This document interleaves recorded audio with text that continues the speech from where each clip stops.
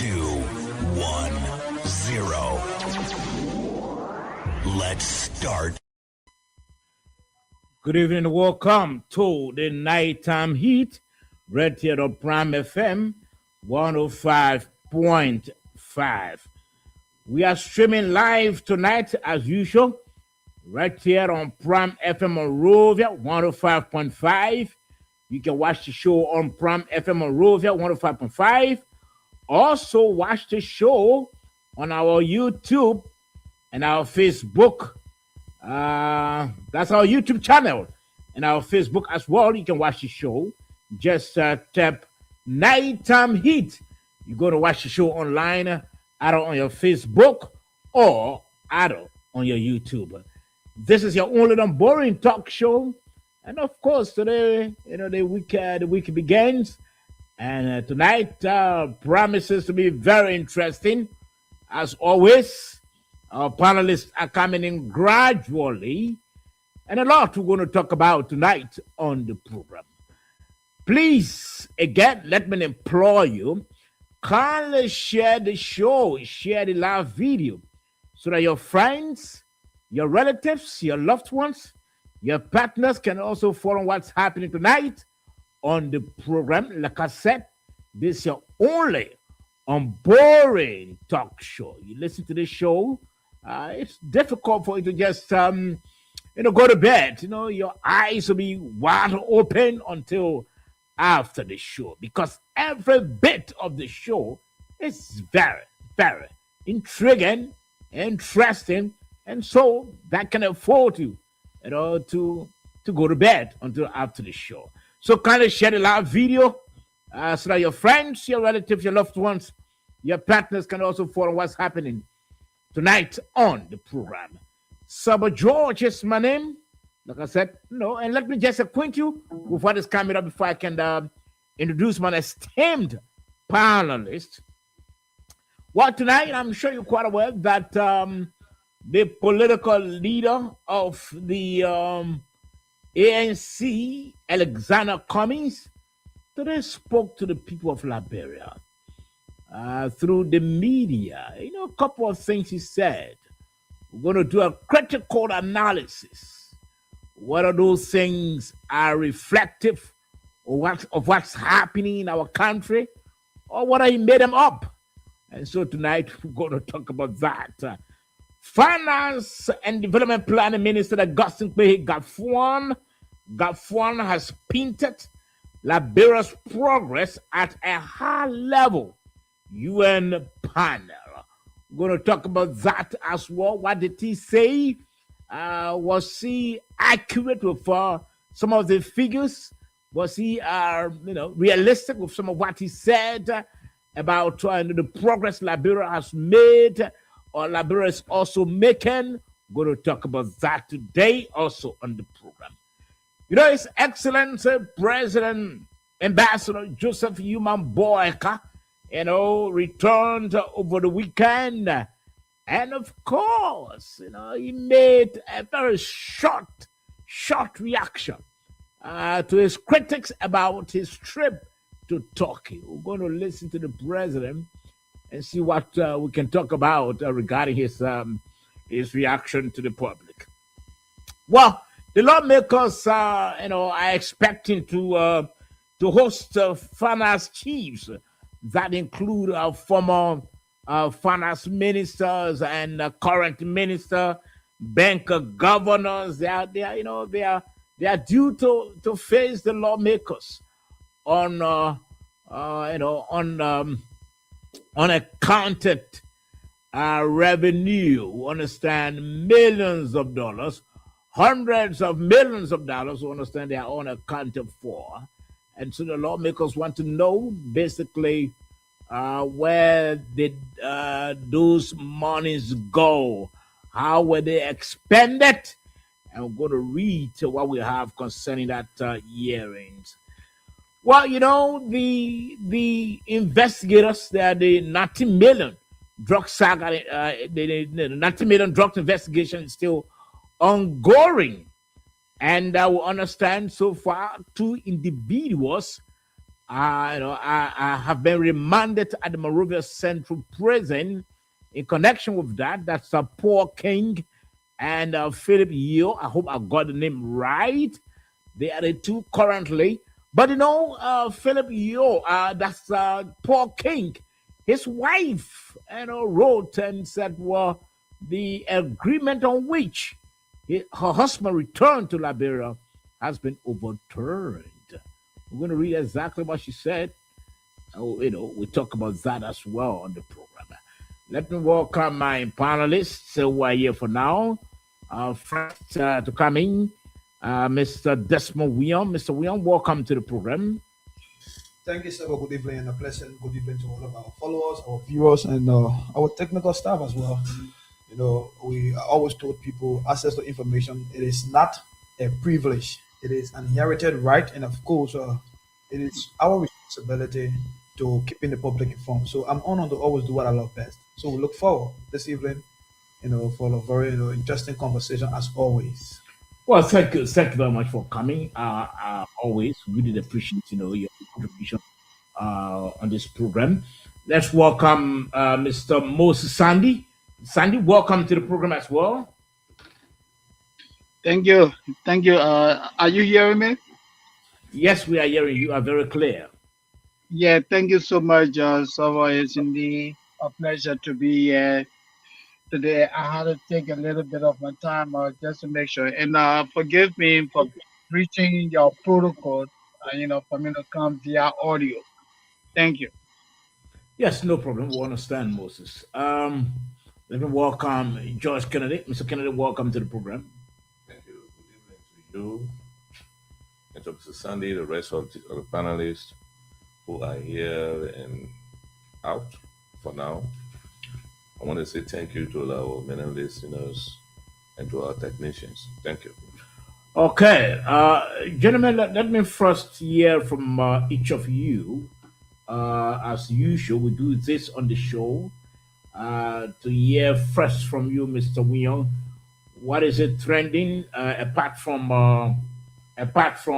the issues we have as part of our lineup? What is also trending on your mind? Well, basically, there has been this continuous report about Guinean soldiers stay on the territory of Liberia. It has been training on my mind. I've been asking myself, what specific reason, if the government has confirmed or better still, said that the Ebola situation, come has been restored, and that normality is in motion. So, what exactly are we still seeing Guinean soldiers doing on the territory of Liberia?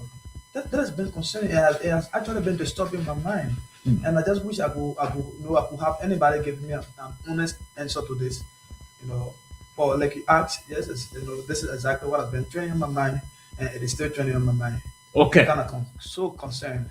Okay, Mr. Kennedy, let's hear from you. What's trending? What's of importance to you, apart from what we have tonight? Well, I just want to say that it's on a positive note that we who can go across the bridge every day and come back, or even those who live in there, will be going through tough times in the next few months or weeks or whatsoever, as the road project has not started. It's going to be tough times. I can see that a lot of people are going to suffer, but at the end of the day, it's going to be far better from Freeport to Monrovia. This evening I was so happy when I was coming back and I saw the machines breaking the roads. That's very good. Yeah, that's right. So, yes, I think like was said, I saw it, and I think that's something commendable. And on the part of the government, we hope that it can they can speed up with that, as they've begun. We're hoping that nothing about funding should stall the work, as sometimes we hear and see as well. But Moses, let's hear from you what's trending on your mind. Yeah, thank you, Saba.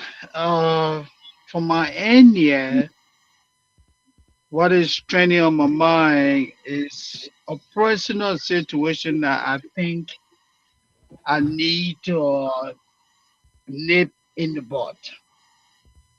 I want to speak to this repeated allegations from people, including my own brother and friend George Kennedy, that oh, Moses Sani is a member of the CDC.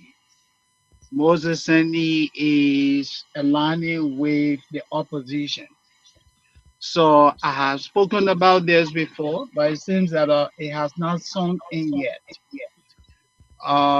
George, I want to tell you and the people in Liberia that those who know me, I have built my reputation over the years for being an advocate for good governance, an advocate for human rights, and a champion of social justice.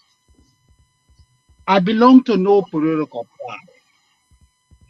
And let me be clear to note, those who are members of political parties, they are human beings, they are Liberians. It is their right. I cannot hate them for what they do. But I, Moses Cindy, as an individual, I have no association with no political party.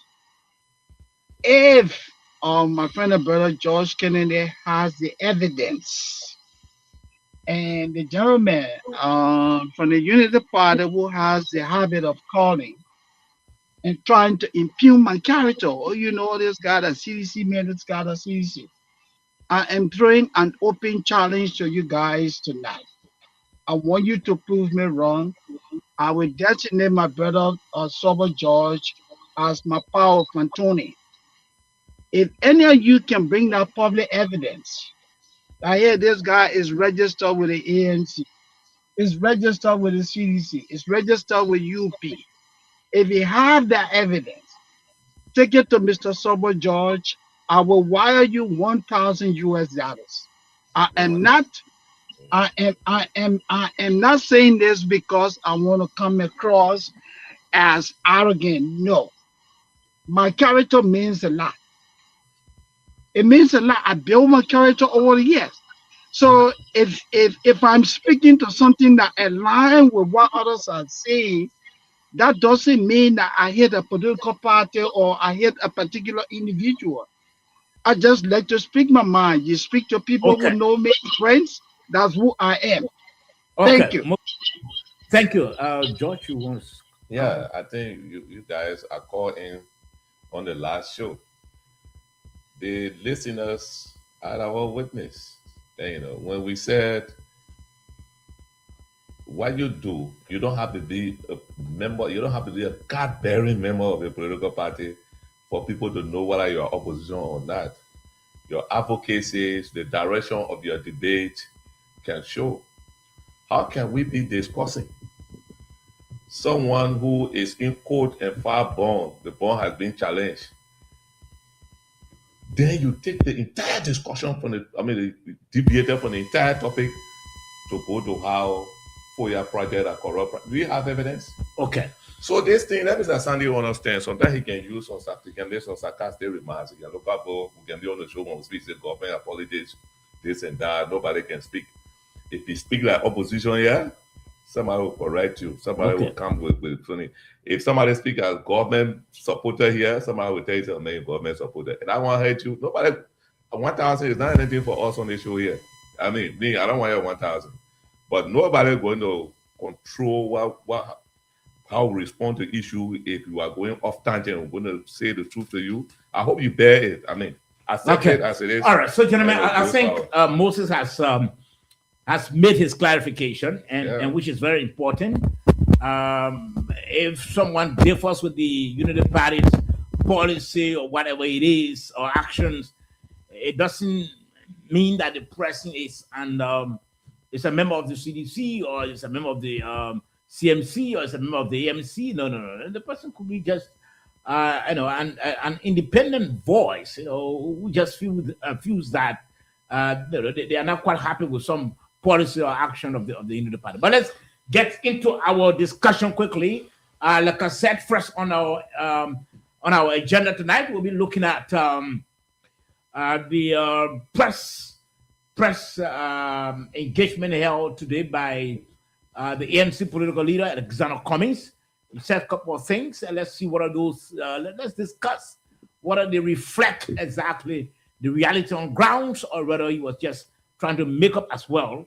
And also, we're going to look at the, as we all heard, the Minister of Finance and Development Planning, Augustine Gafon, has painted Liberia's progress at a high-level UN panel. We hope to talk about that as well. Whether he was accurate with some of the figures and some of the revelations he made. We're going to talk about that.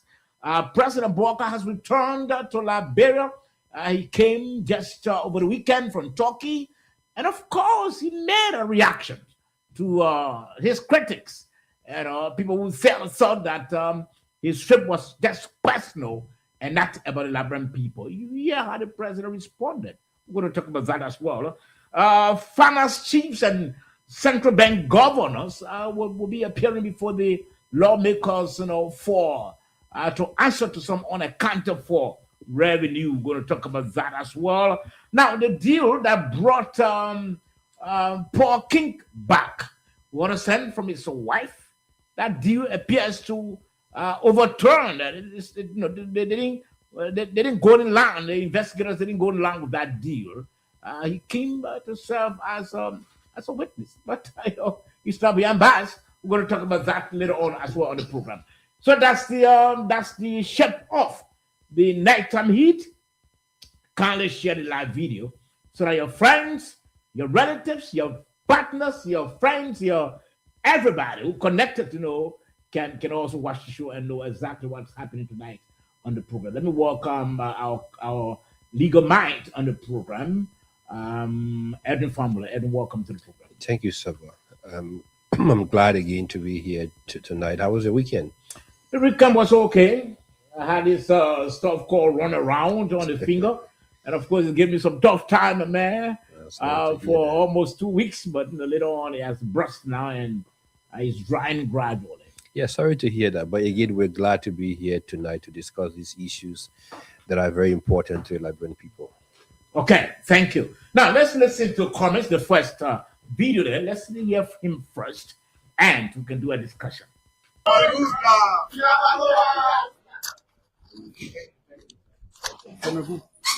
fellow Liberians, we have called this press conference because what we see unfolding is a serious and grave threat to our country and its citizens. It has been over a month since the interception of 198 compressed plates of high-grade cocaine was seized at the Roberts International Airport. The Unity Party-led government promised the Liberian people a swift, transparent, uncompromising, and independent investigation. Yet, what we have seen is quite the opposite.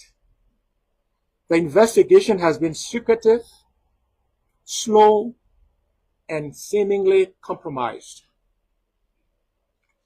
As with many past promises, such as the mysterious approval and funding of the Foya construction project, the alleged illegal mining at the Liberian-Guinea border, which has brought the two countries into conflict, and other grave matters of corruption and misrule, this government's word have proven heavy on public relations and propaganda and very light on substance.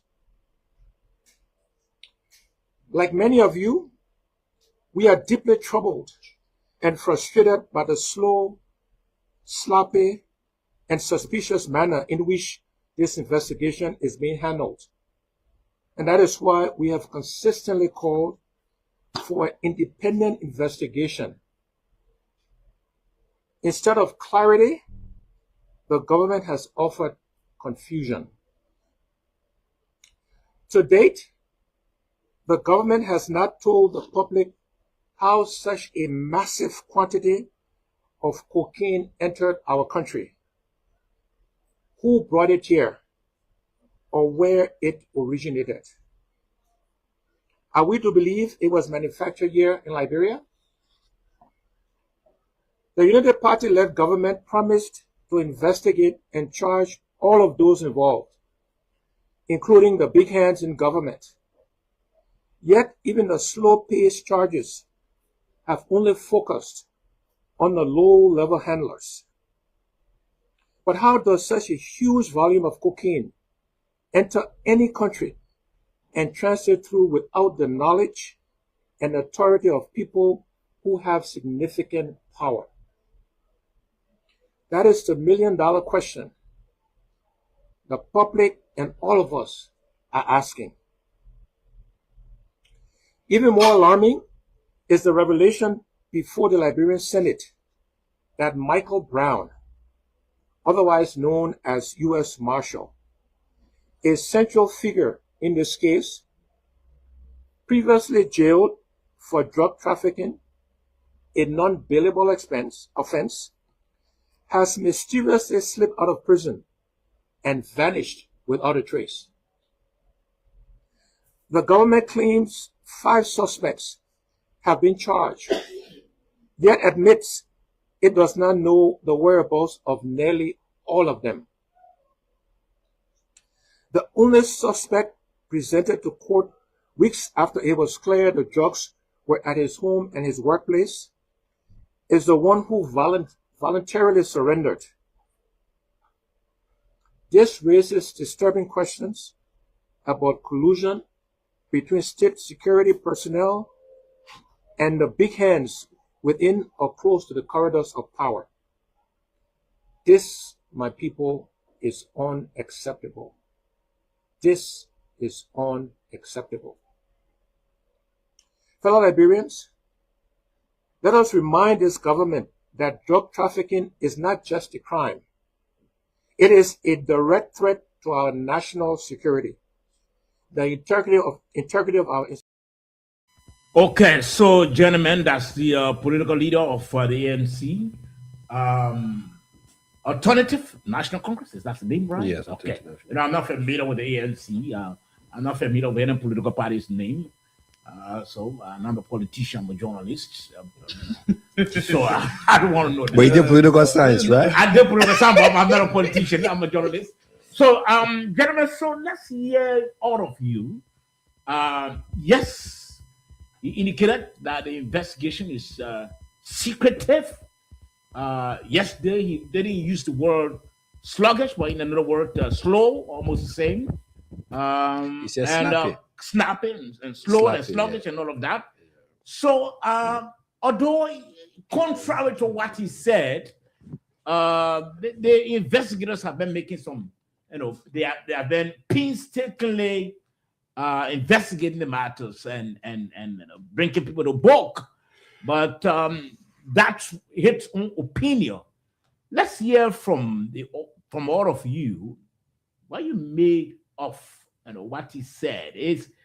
Was he reflective? What he said, is it reflective? Is it the reality on the ground, or was he just trying to concoct pieces of falsehood? Let's hear you. So basically, a lot of what being said by the political leader of ANC, they are traceable, facts. If you look at, and that has been some of our position statement on this show. I mean, it's ranging from the day one of this investigation. We cannot investigate a transnational crime, especially that nature, and up to date. It's been like over a month. We have not been told how that drugs enter the country. That is grave, Samba. And he mentioned that. Is that not true? Have we been told how the drugs enter the country? No. So is that not true as well? It's true, of course. He said that. So there are, like I said, a lot of what he said, there are traceable, pieces of evidence in terms of what is the reality on the ground. He also mentioned about, the investigation probably seemed to be, to some extent, seemingly compromised. And that is to say, if you go about charging a mad general manager, the CEO who is there that gives instruction to the general manager is free. He's not person of interest. Is he the suspect? The man who takes instruction from his boss, he's being charged, and currently he's being put behind bars or pre-trial detaining. Is that not a reality? It is. He mentioned that. He also talked about the Guinea and Liberia border situation there at the Sumbola in Lofa. There were reports about money activities on the river, and the government even makes they made some steps in terms of shutting down the activities of that money company, and then making sure, according to that release, I can remember vividly that the government has launched a probe into the activities of that company, because it is an established law. If there's a river serving as a boundary between two countries, one country cannot take claim absolute power, or better still, just go and carry on whatever money, whatever activities that might affect the other country. Money activities, it has to do with the pollution of the river, and people dying, probably be drinking from that river. You don't know. So it may have been one of the reasons that prompted the Guinea authorities. Our citizens are down, but we are saying, since the government put halt to that process and they said they're going to investigate, the government has not spoken about the findings of that investigation. No, let me hold you there. That's true. Okay. That's part of the many things he said that are traceable. What I said, that are traceable evidence in terms of the reality on the ground. And just before you come in, he mentioned, he spoke about the FOIA project. From the initial stage of the FOIA project, we heard several contradictory statements from different government actors. Different one from the Ministry of Information, different one from the Presidential Press Secretary, gave all sort of things. And the president said, the president himself said it's a joint collaboration project in terms of the matter. But if that is so, assuming over admitting that is so, what can the government announce the monetary value that Guinea is investing into the project, the monetary value that Africa is investing into the project, and the monetary value that Sierra Leone is investing into the project? Up to now, we haven't been told, except media reports that have been circulating that there have been some big hands in terms of those from the SOEs, from the state-owned enterprises, financing the project. So from what you heard from Cummings, he didn't manufacture anything. I mean, in my fair judgment, what Cummings said, there are traceable pieces of evidence in terms that reflect the reality on the ground. But he didn't talk about the two individuals that have been arrested. Investigators have up to now have behind bars 2 individuals. In addition to that, investigators are still investigating and putting the pieces together to get more individuals. In fact, others have been charged in absentia. He didn't make reference to that. So, I think probably in his opinion, it was not that substantial, because the thing is, you cannot have the kind of joint that just entered the country through a partnership. It's a whole cartel. You understand? The government first moved the charge, President around those the charge handlers, except the general manager of the GLS. So we are saying, and I'm strongly know with the view that if there's a possibility that the government have formed the general manager, to some extent linked to the crime, then why more of his boss who he takes direct instructions from? Okay, let me read it. Now, our legal mind, I'll always refer to you like that. You did extremely well. 2 years or 3 years going through law studied and getting a degree, you have to hold you in high esteem for that. Now, you listen to Cummings today. We all know that the investigators have made some significant progress in trying to get to the root cause as to whether this $19 million draws came from, who all were connected. And as a result of that, we see 2 individuals today, Philip Yeo and Paul King, we understand. They are behind the bars. And more individuals, in fact, may likely be charged as well and even picked up. Some of them have been charged in absentia. Now, you see Cummings in his analysis, in his calculation. You see, he was fair in trying to grade the investigators. Let's hear you. Well, let me say this. And before I just go through that, I just want to send this caveat. We have a lengthy of things to discuss. So I think we need to just Yeah, surely. maybe cut these discussions short, because if we just keep going on, we'll leave from here and we'll not even cover 2 or 3 of those topics. But let me say this. Thank God that this drug thing happened, so that the political career of some of these politicians like Mr. Comey also can resuscitate. You know, you're 100% right. Drugs investigations are not done in the public. The mere fact that the security apparatus have even apprehended the handlers and they are going through the legal process. It isn't for them to come out and have a massive press conference and tell you who brought the drugs across the border or who's involved or who doing XYZ. That's not their work. The evidence that law enforcement have will be presented in court. And even at the court, based on the evidence, more people can be brought in for prosecution. So all of this grandstanding, today I listened to him, he will get to his friends to help. Look, if you have friends that you actually know that you can get to, why have you not brought them long time to assist in this process? Does it have to reach this way? Maybe you was waiting until the government No. can fail before you can bring international friends. Transnational crime is not only a single country, it's an interest of even the international partners. Because guess what? That drugs were not meant for Liberia, it was meant for Europe. It could have even gone beyond the borders of Europe into the Americas. So if Mr. Cummings knew that, he had this kind of a leverage, he can get friends, why didn't he reach out as a citizen? But let me hold you there. Let me hold you there and ask you. I want us to be blunt here. I want us to be I'm being honest. very blunt. Yes, I'm being very blunt. What Cummings said today, do you see any contradictions? I saw a lot of contradiction in his statements. The fact of the matter that you are talking about a drugs issue, then you wrote down to the Solomon issue, then you come down to the FOIA issue. What are you trying to tell us? We know that we have this issue on hand that has to do with drugs. It has a transnational bordering on us. So let's deal with it. All right? If you have any information, because you are now accusing state apparatus. If I even went to the extent to say there are people who have been shielded in government. So if you know those information, you are at liberty as a state person to bring those facts forward to the security apparatus. Say, based on the evidence that we got, we think Edwin Fambule, George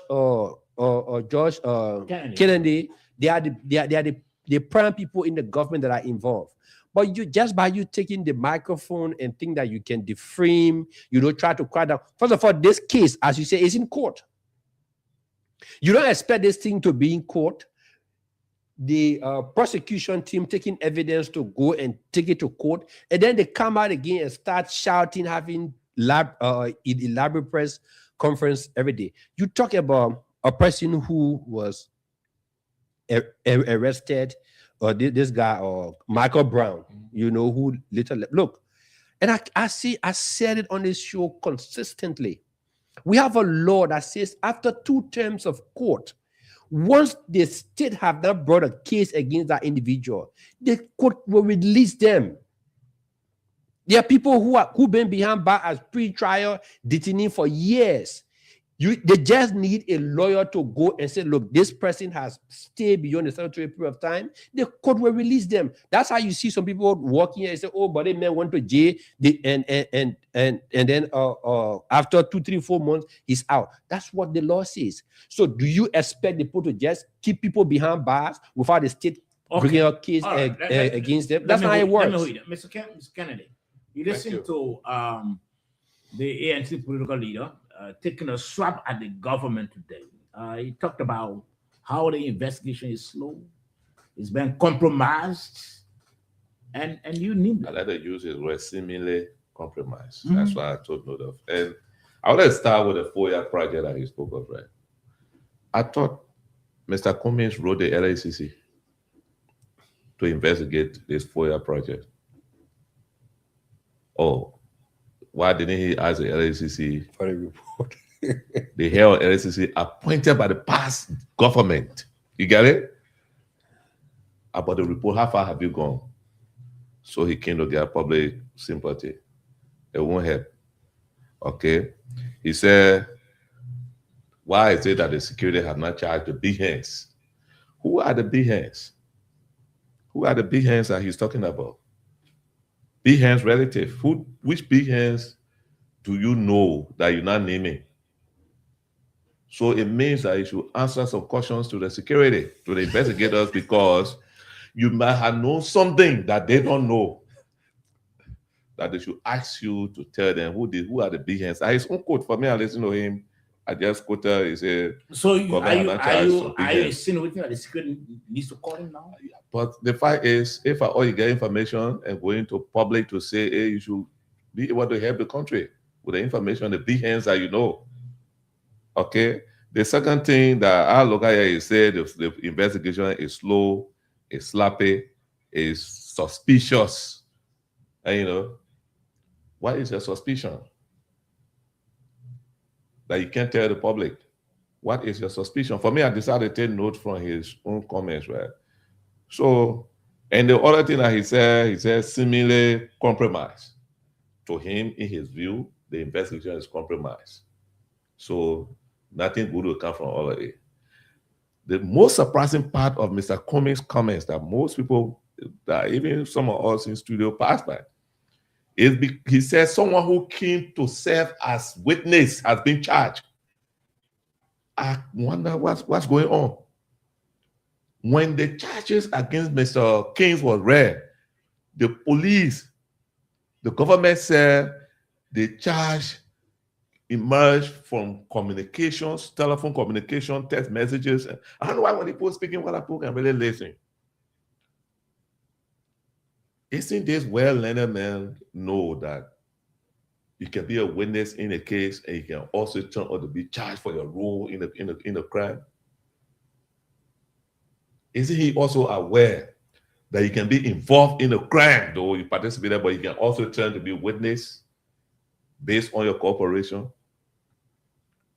If he doesn't know that, then I'm wondering. Okay, let me hold you there. Yeah, so when he says secretive, I'm going by the notes I took, right? He said secretive, and then he said the investigation is secretive.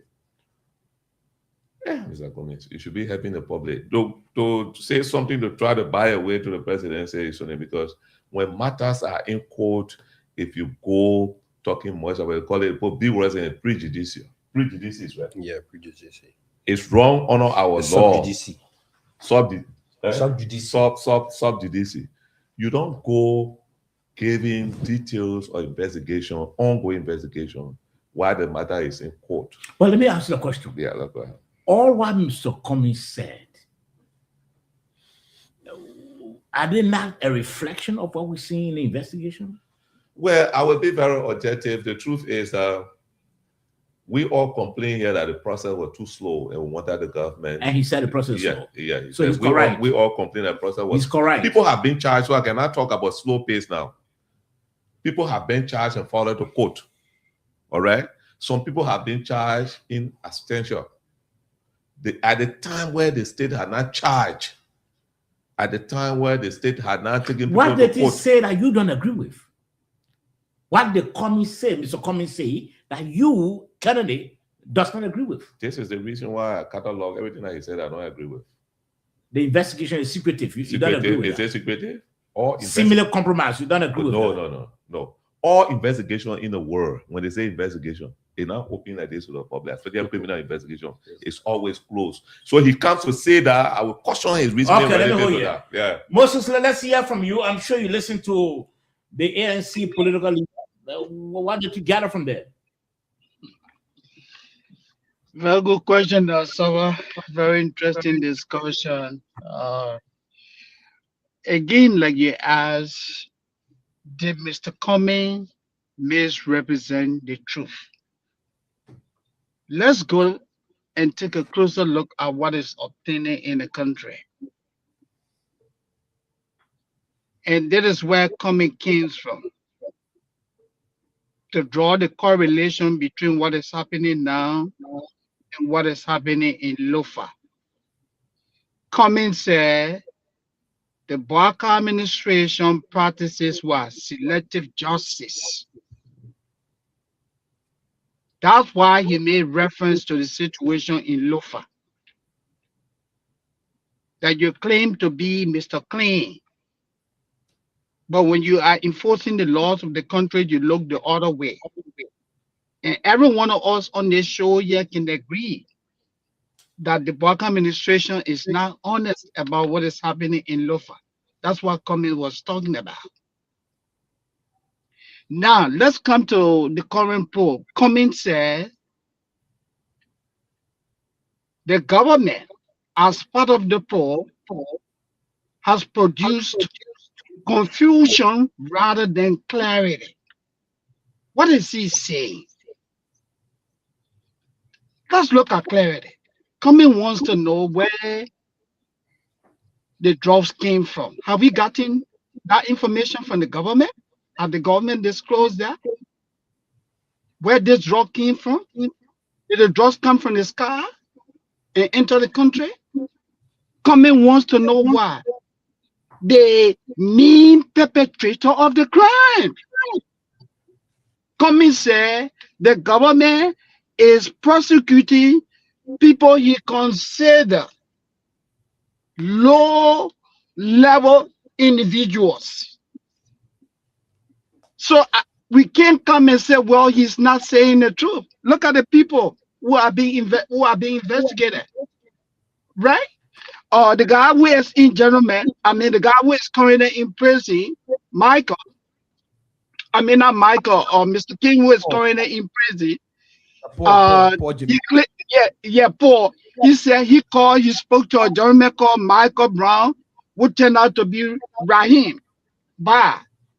And then Rahim told him, okay, look, the drug is so place, will be delivered. And because of that, today he's in prison. Isn't that the truth? Cummings makes reference to that. Cummings said that the LDA and the government has proven to lack what? The capability to handle this crime.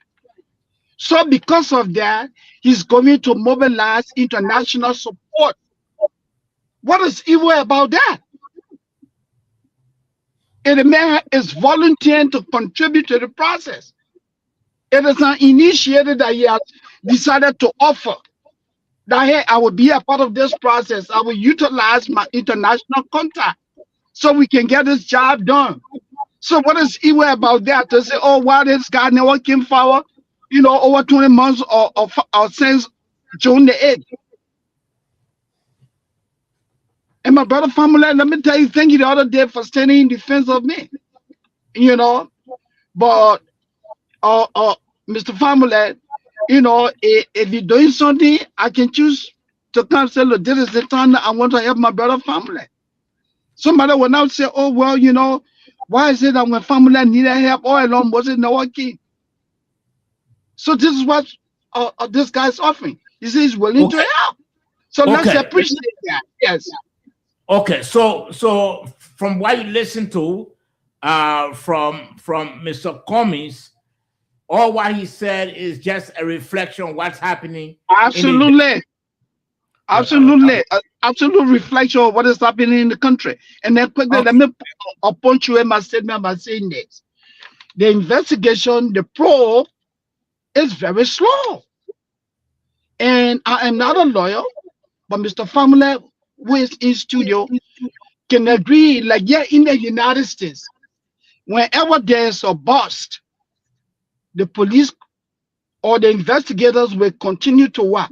Provide updates. They will tell you the quantity of drugs confiscated, the source of the drugs. They will tell you. They will give you the names of the individuals involved. And if people are on the run, they will tell you. They don't keep it as a secret. Okay, Moses, let me hold you there. Let me hold you there, Moses. I wanted to publicly issue this addendum to Mr. Sandy's statement. You and I, because everyone on the show agreed that's your opinion on the FOIA project. No, you and I don't share the same opinion on the FOIA project. your view is that that's a corruption project. I don't believe that. So if you're speaking, you speak for yourself. Okay, let me hold Yeah. you. Yeah. Yes, Mr. someone, just to come in quickly. You know, I want to fundamentally disagree with Mr. Anthony Kem, your lawyer in training. I don't know. Am I right? Mama, say what you want to say. No, Don't be looking He's for soon this. to be Say an Anthony it. Law. Oh, Just Anthony, Say what you want to Yeah, say. just You say gotta it. ask Alright, me to verify what you say. So, why I disagree with him is that he described the entire press conference with Mr. Kume as contradictory. He said Kume spoke contradictory. So, if for any reason, I don't know whether he Kume had a conversation prior to his press conference that, oh, look, Mr. Famune, I'm not going to address the country tomorrow and I'm not going to speak on drugs issue. He said there's a problem. Kume spoke about drugs, he spoke about Ebola, and then he was moving here and there, so he saw that to be contradiction. And I disagree. This is a political leader of a party who does not speak regularly to the country to address the press. So whenever he comes on the podium and then he wants to address the country, then you, Mr. Famune, is saying that you wouldn't expect him to speak about one specific issue. No, that is being disservice to him, not just as a politician, but as a person, as a matter of fact, as a citizen. Kume spoke on diverse issue as a position statement, as a critical opposition voice, calling the government to attention about what matters and they need to look at. Then he said the man spoke contradictory. Another issue he talked about is that the drug issue is drug investigation can be done in the private, I say in the public. Granted, we are not saying that on LP, on the joint security thing about the question, whoever the link to the joint should call for press conference. No, that is not what we are saying. We are saying there should be regular updates on the matters of the case as it unfolds from stage to stage. And he also disagrees that it is not important for the joint security to announce or to inform the public as to what means or by what way the drugs enter the country. He said, it's not necessary. You know what I'm saying? I'm just going to disagree with him. For the fact that the investigation is ongoing and the fact, the established fact that the drugs is in the country or discovered in our country, it is as equally important for the government to state clearly how it entered the country. Okay. So, Famula, quickly. so we can transition. So one good thing about this whole thing, Mr. Cummings have never been involved in such an investigation. And of course, I have been. My records are there. So let me just say this. I opened my statement by saying that Mr. Cummings was trying to politically grandstand in the sense that he's trying to resuscitate his political base. And there are reasons for this. If you listen to Mr. Kennedy's opening statement, Mr. Kennedy was very clear that Mr. Cummings has written the LACC on this project. So if you have written LACC on the FOIA project, have you gotten your response from LACC to come and bring it back into your press statement? That's grandstanding. Look, the issue that has to do with the drugs is important to all of us. But because it's a transnational crime, the way it's handled is different from the way it is handled if it was just within the borders of Liberia. There are people who are suspect, there are people who are being charged in absentia. Whatever evidence that the state has, those evidence have to be preserved and presented to the court. Because look, whenever you go out there and start putting out your evidence, you gave your adversary the opportunity to be able to look into those evidence and find way out. And the thing that many people don't know, when it comes to criminal matters in this jurisdiction, the bar is set very high. It says you should prove beyond a reasonable doubt. If a doubt exists in that matter, it works in the interest of the defendant. So therefore, when you are doing investigation and you are gathering evidence, you have to be very, very careful and keep it very close to your chest. Except where when you go to court and you're asked to be able to share those evidence with your adversary, because at that time now the case is in progress. So you cannot come and be pushing the state. Come and tell us who are the people, give us the name of the big hands and blah, blah, blah. So why if there's no big hands? Or because you are a politician, you want the states to satisfy your ego. So they should come out tomorrow and say, oh, John Brown, who is the minister of SYZ, is involved. Then you go to court, and there's no evidence. Then John Brown walk out. Then you come back there and start to accuse the court, say the court is corrupt. Is that how we want to run the state? Okay. Let me know here, the judge. Thank you. Look, generally, I won't condemn Mr. Come's statement. It's his right. He's a politician, right? It's freedom of speech. I always say this on the show. But when it comes to the merit, in terms of what's supposed to be done, I'm surprised that he missed most of them. Someone who wanted to be president of Liberia. He has the Let's right. forget what his presidency. I mean, But no, but we can't the continue to man say that is no the wants to be political president. leader of ANC. No, You but call the party union. Yeah, but he didn't speak in that He capacity. spoke his capacity as Comrade, political leader of the comrade. ANC. No, I come in now. I come in. What did you see behind him? You didn't see the ANC. Comrade. Uh, We But filed also from spoke as a 2029. citizen, as a We patriot are citizen. far from my man, I'm talking 2029. with you. I'm talking with Yeah, we are far from 2029. Please address what the man said. And forget what the man wants to be president or my not. brother, in journalism, with background. Anytime someone speaks, we tell the people who the president is. I'm a journalist. Has Cummings told you that in 2029 he'll be running? He is a political leader No, of has he ANC. told you? But he didn't He tell you. is. I said. Yeah, he can be political leader, but it doesn't mean Well, that. that's why I said he's as a political No, leader. but no, you say he wants to be president. Someone who He said, wants to be. Comrade, go ahead and So president. the truth is, I come in Moses, how many? if you want to be president and you're looking at this type of things and your view is this, in as much as it is your opinion and it is your rights, your freedom of speech, and you tackling such matter like this, I think something wrong somewhere. I think you're trying to buy public sympathy, which will not be this case. A catalog, Mr. Kennedy. Joint promoter You have not, that's what you God have Kennedy. not, I come in. You have not stated what Comey said that you believe is not true. I don't really You have know. not stated that. I don't really know what you want me to say when I catalog all these things I spoke to you for the first time. Comrade. I should repeat No, myself. because the thing is, I should repeat myself. The What? FOIA project from Mr. Comey is a contradiction. what makes it a contradiction? He wrote the LACC to investigate. He should have found So out does the it mean he what can bring it started. back in his president? Or how can you really call talk about for it? investigation and you want to bring politics into it? What It's was a the politics? contradiction. Number two, he said Behance are not being charged. What the Behance that he can name? Since you know them. He already know that are Behance, right? Who are the Behance? He's supposed to bring them. That's contradiction. He said the investigation slow, sloppy, and suspicious. What makes it slow, sloppy, and suspicious? You don't know? Say people are being charged and taken to court. Investigation, some people charging as station.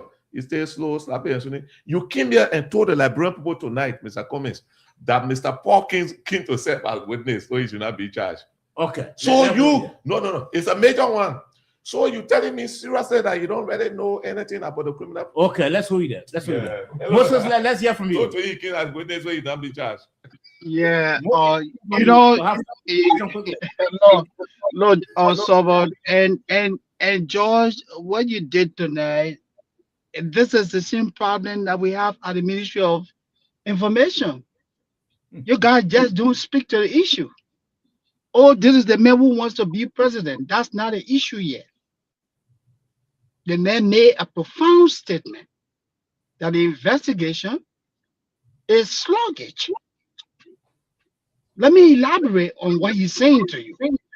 Yeah, that's They did not take the intervention. They did not take the intervention of lawmakers to literally coerce national security to arrest and detain people.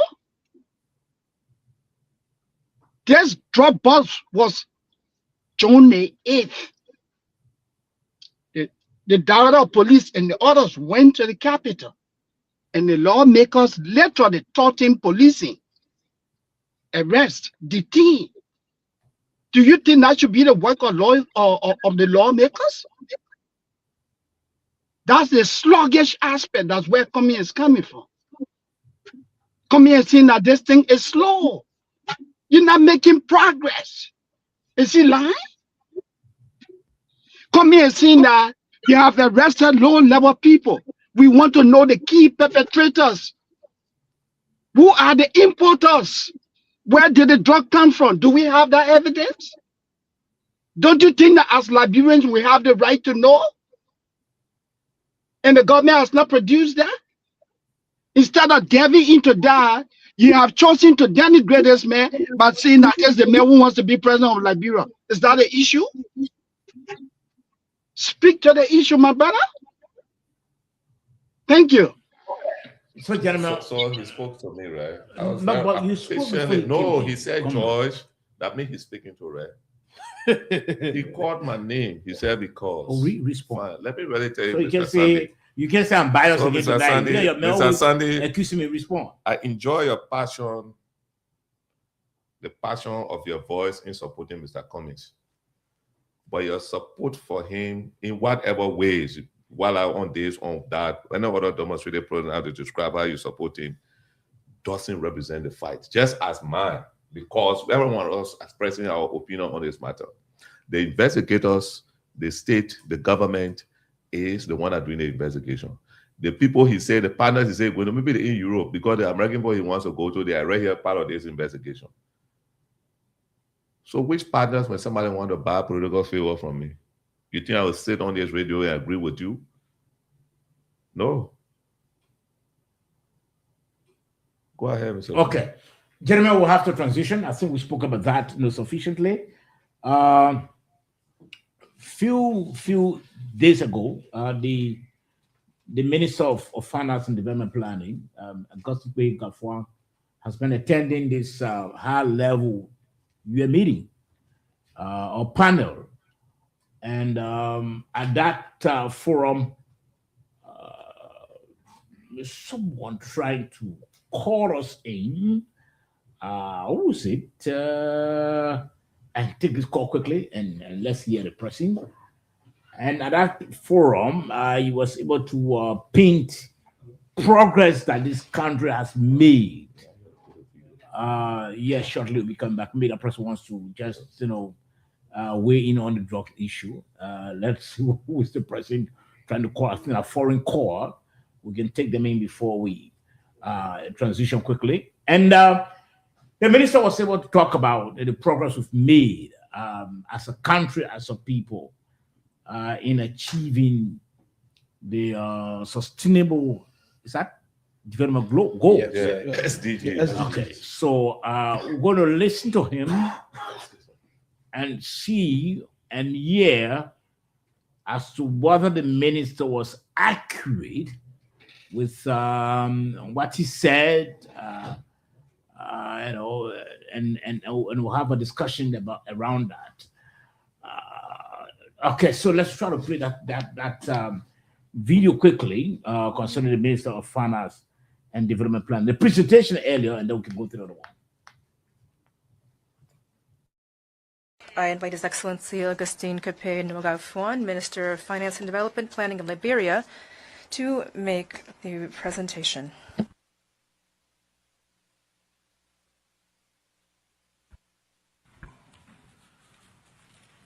Thank you. Excellencies, distinguished ladies and gentlemen, on behalf of the government and the people of Liberia, I am deeply honored to present our 2026 voluntary national review, our third since 2020. We are not here simply to report on what we have done. We are here to answer a critical question that this forum demands of us. How is Liberia accelerating implementation to achieve the SDGs by 2020 through transformative, equitable, innovative, and coordinated actions? Our answer is our National Development Plan for Inclusive Development, 2025 to 2029, which emphasizes agriculture, roads, rule of law, education, sanitation, and tourism. This is a bold national development roadmap with 375 interventions and 83% direct alignment to the SDGs. It is already delivering results. Excellencies, our progress is measurable and our trajectory is upward.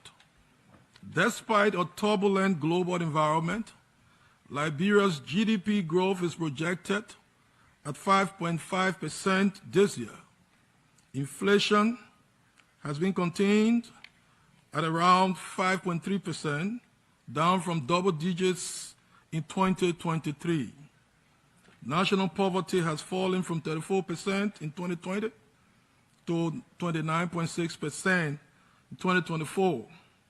These are not abstract numbers. They represent millions of Liberians whose daily lives are improving. Beyond the 5 priority SDGs, our broader human development gains are equally compelling. Maternal mortality is declining steadily, and our disease surveillance now detects outbreaks within 24 to 48 hours. We are investing in education through increased school enrollment and expanded TVET programs. To strengthen food security, we are boosting agricultural productivity, irrigation, and agro-processing. At the same time, mobile accounts have more than doubled from 1.5 million in 2020 to over 3.5 million today, expanding financial inclusion for millions of Liberians, all done through sector digitization and aligned with the global digital compact. Our HDI has risen to 0.510, the highest in our post-conflict history. These broader achievements provide the foundation for our progress on the 5 SDGs under review. SDG 6, access to improved drinking water has reached 78.8% of the population, while sanitation coverage has increased from 18% to 28%. We are expanding climate resilient water and sanitation services, especially in rural communities. SDG 7, electricity access has increased from 32.7% to 38% currently, while generation capacity has grown significantly, now reaching 146 megawatts, driven by investments in solar energy and other clean energy solutions. SDG 9, road paved has expanded from 1,300 kilometers in 2023 to approximately 1,450 kilometers by end 2025, with approximately 2,000 kilometers targeted by end 2029. 4G coverage has grown from 72% in 2024 to 80% at end 2025.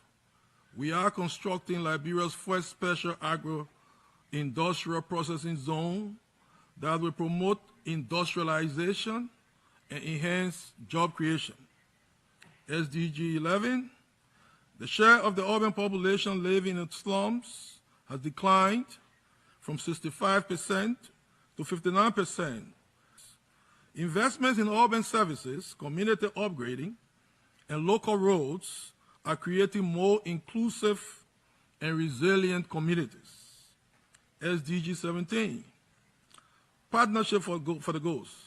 Domestic revenue increased from $606.3 million US dollars in 2023 to above $840 million in 2025, raising the revenue to GDP ratio to 15.8%. But Excellencies, we have made these gains in spite of significant headwinds, including abrupt shutdown of support by our second largest donor in 2025, affecting school feeding, essential medicines, wash. Okay, gentlemen, that's the Minister of Finance and Development Planning. But before we can talk about some of the things he said, whether he was very accurate with the figures and the reality on the ground, let's hear him answering a specific question quickly. I'll give the floor to Mr.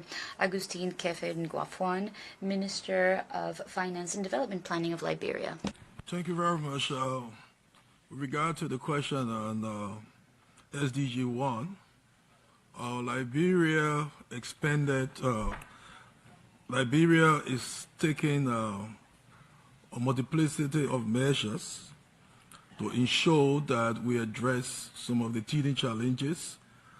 Although we need to confess that challenges still remain, we don't measure poverty, our progress in on SDG 1 only through poverty rates, but also through indicators that assess equitable access to education, health services, social protection, and economic opportunities, ensuring that vulnerable populations are reflected in our national reporting. Since 2022, poverty levels have steadily declined, while multi-dimensional poverty and social protection indicators have improved, reflecting broader access to essential services and stronger resilience among vulnerable households. We've continued, in spite of lack of support from partners, we've continued to do school feeding. Now it's reached more than 250,000 of our young people. In terms of the question that was asked, I think, by the civil society, we need to tell you that Liberia has a difficult past, and we are coming out of the woods. We cannot say that we're out of the woods yet, but from where we were to where we are now, there is tremendous progress. In 2009 or 2010, we completed the report or Truth and Reconciliation process that spoke to the establishment of a War and Economic Crimes Court. For more than 15 years, I think there were difficulties, but the new government under President Boakai has taken this by the horn. He's now established through executive order the Office of the War and Economic Crimes Court that is mandated to design and begin processes for the full establishment of a War and Economic Crimes Court. So we are well on course. In terms of electricity access and others, yes, when the government came in, electricity access was just around 31, 32%. We acceded to the Energy Compact, sponsored by the ADB and the World Bank. Now, energy access has reached 38%, and our target is that by 2030, it should be not less than 75%. So we're making progress. We are incorporating the rural community in our development processes. The consultations that went into the crafting of our development plan went across the country and incorporated civil societies, persons with disabilities, in the crafting of the plan, and we intend to use them in the monitoring of the plan. Liberia now has... Okay, so gentlemen, I said we listened to the minister sufficiently when he presented the outlook of our country economically, and then he also answered a major question there. Let's hear from you. Begin with you, Mr. George Kennedy. What's your takeaway? I think when it comes to the numbers, normally we have the state-owned numbers and we have the international numbers. These numbers are alarming technically because when it comes to the issue of GDP growth, the IMF projection still remains, the state still carrying it. And when it comes to the issue of inflation, it was 5.4. It's not strange if the minister says 5.3. It's in the same range. Energy access that he spoke about. He said the government has improved energy access to the public from 32% to 38%, which I think is a fair number in between there looking at, because the expansion was ongoing and they've taken it now going to be kind of more rural areas they're taking it now to river sets and other areas. So we see growth or improvement in the energy access. I think Mr. Famler would speak to that seriously. So all of these things are in line with the Millennium Development Goals. People who meet governments that meet most of these goals tend to benefit financially from the United Nations process. So it's not bad for us if we continue to improve. It is my hope that when it comes to the road, right, 1,300 kilometer road paved, and they increase it to 1,450 kilometers road. That's improvement on 150 kilometers road. So it means that we see incremental improvement. So you think it was accurate with all of those numbers? Well, I haven't done my independent assessment to come to really. So I didn't want to go just to the central bank or wherever website to take it from the street. But I see no reason why the minister should lie. Okay. Because they got international people here that also. Yeah, sure. And they'll do their own and the fact checking. Yeah. Let's see. So let's give a background of the Sustainable Development Goals, the SDG. This was an ambitious agenda set by the development partners, including the United Nations, so that developing countries can measure up to at least a certain standard for its population. But nobody has those fair numbers or who have been in the cycles than the Minister of Finance. Mm-hmm. And like Kennedy rightly said, these numbers are counter-checked. So you have the World Bank, they do the World Bank outlook, you have the IMF, they have, so all of these numbers that he's calling are not just numbers that is coming off his head. These are numbers that are even reflecting in those different developmental partners records also or various reports. Now, I know some people want to take this whole issue of taking people out of, poverty out of context to say, oh, you still see poor people out there. But the United Nations itself have set a standard as to what constitutes living below the poverty line. It means that you are living below a certain percentage in terms of dollar. I think it was $1 per day or so. So once you are living, below $1 a day, it means that you are, at that base. Let's be for real. How many of our people in most of the urban areas or even in the rural areas living on $1 a day? So those things have actually stepped up. We may not have, reached at that level that we want to maybe have a big middle class. But I think, like he says, successive government have tried, and we gradually get in there. He talks about the access to energy. And George is 100% right. Few years back, there's a certain part of our cities, even, going towards the RIA highway, going towards the Broadview. Now, all of these places are now on the national grid. You have power as far as Grand Cape County, as far as Bomi. Now we are into Bikiana, we're going into a certain part of Riverside, Bon County, Nimba. So it means that we're expanding the access to electricity. So that figure, I think looking at the way is a little bit conservative because, again, we're about to put a green veil because there is this RIEA project that is there. They're also building a mini solar, for that particular area of the country. So to me, the 38 is actually maybe a little bit lower. If you look at where we are right now, we are above, maybe we should be close to 40%, looking at the way we are expanding into those rural countries. To give access to our yes, to give access to our electricity access. Okay. Yeah. Let's hear you, Mr. Wion. Well, the minister, he said a whole lot of great things, especially with the statistical data, the numbers. I would like Mr. Kennedy say, I won't, want to, definitively say the minister, spoke accurately or, his statement has some fault. I won't say that definitively because these numbers need to be verified properly in terms of to sustain the claims of the minister, or maybe for whatever reason they can be refuted. But one thing, especially on the issue about sanitation, not sanitation, but the issue about access to safe drinking water. He mentioned about 78% of citizens in the country have access to safe drinking water. There was just a day or a month ago when you were somebody, you had a video where watch of one of some citizens, not one, because I think it has so few, like, was it like 3 or 4 persons out of, I don't know, like a stream or what was that, they were fetching water right to slavery.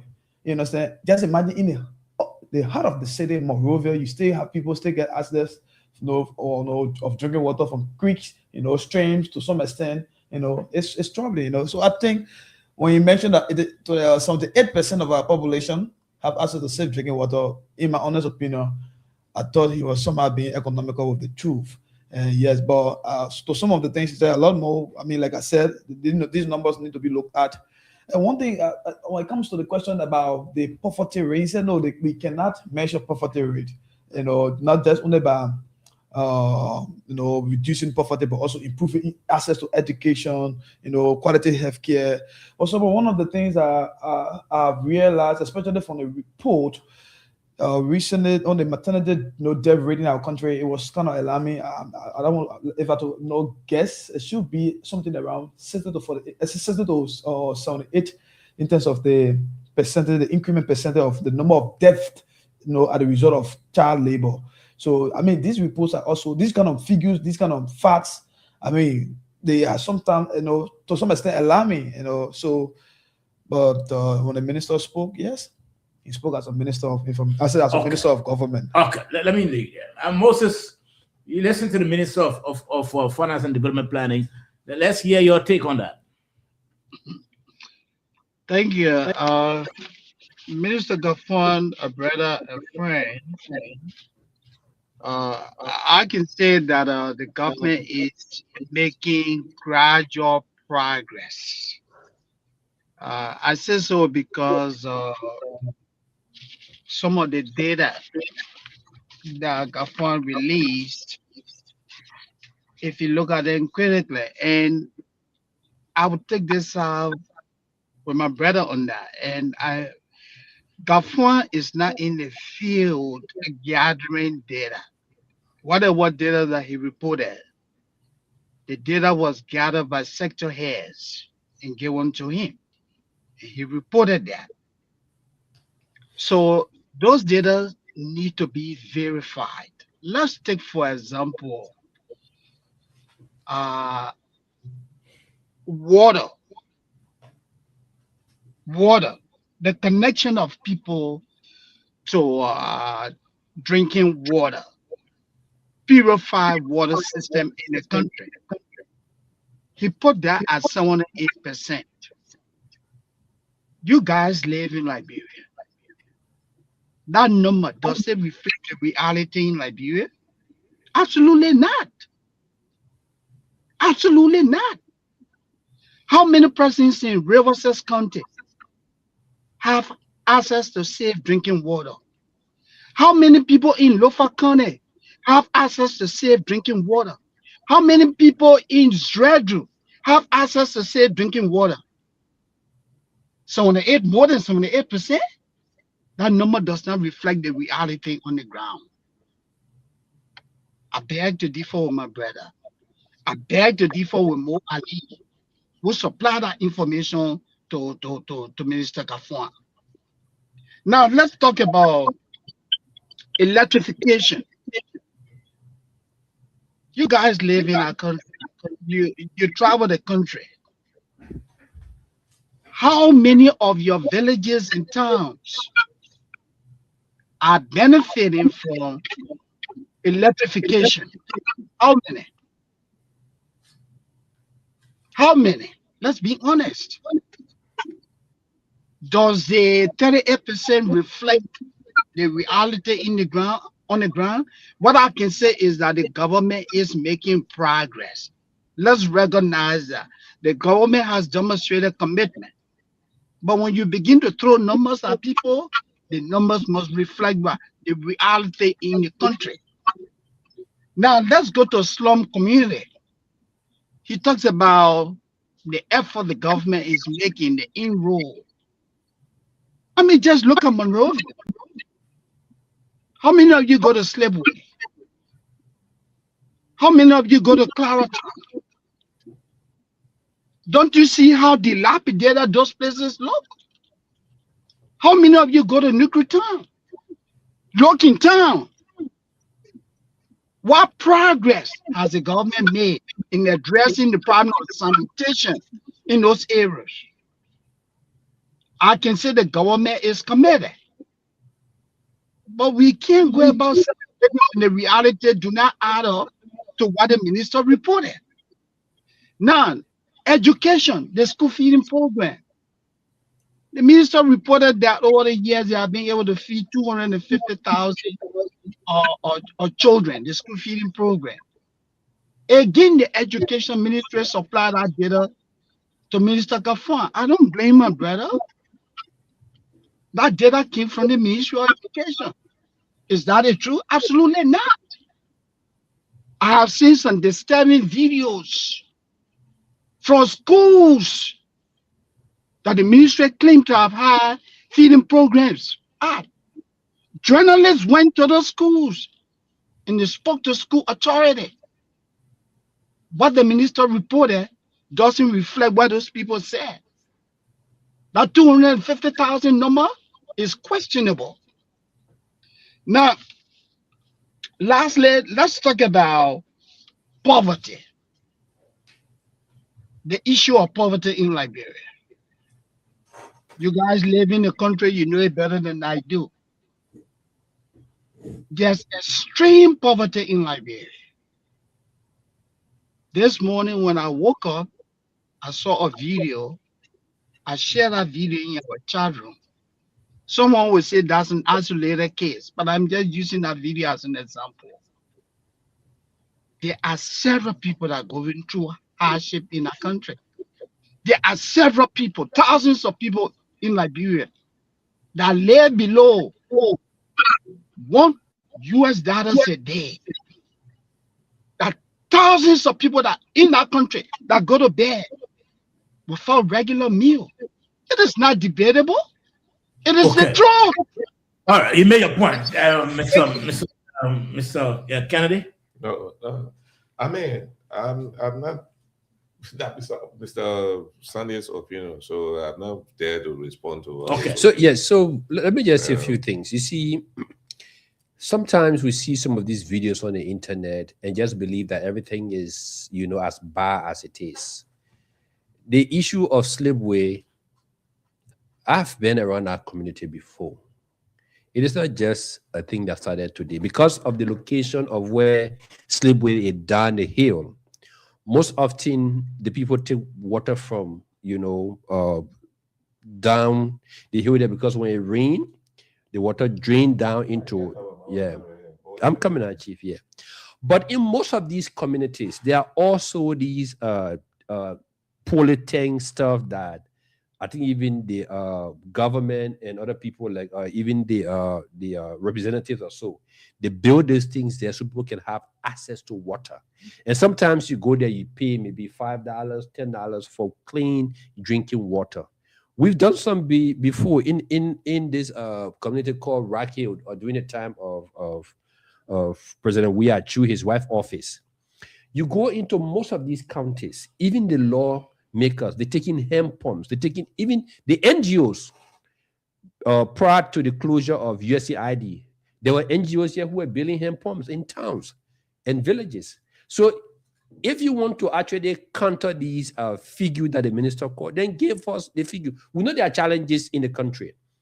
But like I said, the figure that the minister gave, he knows that those figures can be challenged. He knows that there are international NGOs and other people in the country that will also want to take this figure to reconcile with what the government is giving. So he's not going to go sit there to go and cook numbers. So let's be real here. Yes, there are challenges that everywhere in the world, even the greatest the greatest country in the world. There are people in the United States that live at the bottom level. You see people standing in the street begging for $1. There's poverty everywhere in the world. But hey, we are striving. We have difficult time. We're not going to get there overnight. It's a process. So that's why the minister was clear. It's a gradual process. We've put in the mechanisms simply to be able to solve some of these challenges. But therefore, so far, so good. This is the progress we have made. He did not say that we've been able to solve it, everybody enjoying, or everything is okay. He knows that the challenges, agriculture, electricity, he said it. We're doing XYZ. You don't expect every town and villages in this country to have electricity. It's not possible. Even in developed world, it is not like that. But when we can bring the grid close to you, it means that you have some level of access. And in the future, if the resources is there, we can give you power. It becomes very easy. That's why we're taking it to Basel, we're taking it to River States, we're taking it to other area. So that's all I have to say. Quickly. Yes, so let me Yeah, just, you know, So quickly. Yeah, one more. So just a second, so I beg you, please. I was simply giving you guys. I beg you, Edmund, please, let me not cut you off. And Mr. Famule, like you were saying, I agree with you 100%. The government is making progress. We all can agree on that. We see commitment, we see dedication. But I can tell you, and you guys can agree with me, that people cook data in Liberia. The data that Gafwan read, that data came from institutions that he doesn't work at. He was only presenting what he gave him. So I'm saying that, yes, it is true that the government is making progress, but it is too early for us to begin to celebrate. And quickly on this one, right? The minister spoke about the physically challenged and the mentally challenged. The people they call disabled. Have you not seen these people protesting in the street? And the minister made reference to the government's commitment to helping these people. Have you not seen these people protesting in the street? Look at the national budget. They're impaired physically and mentally. You look in there.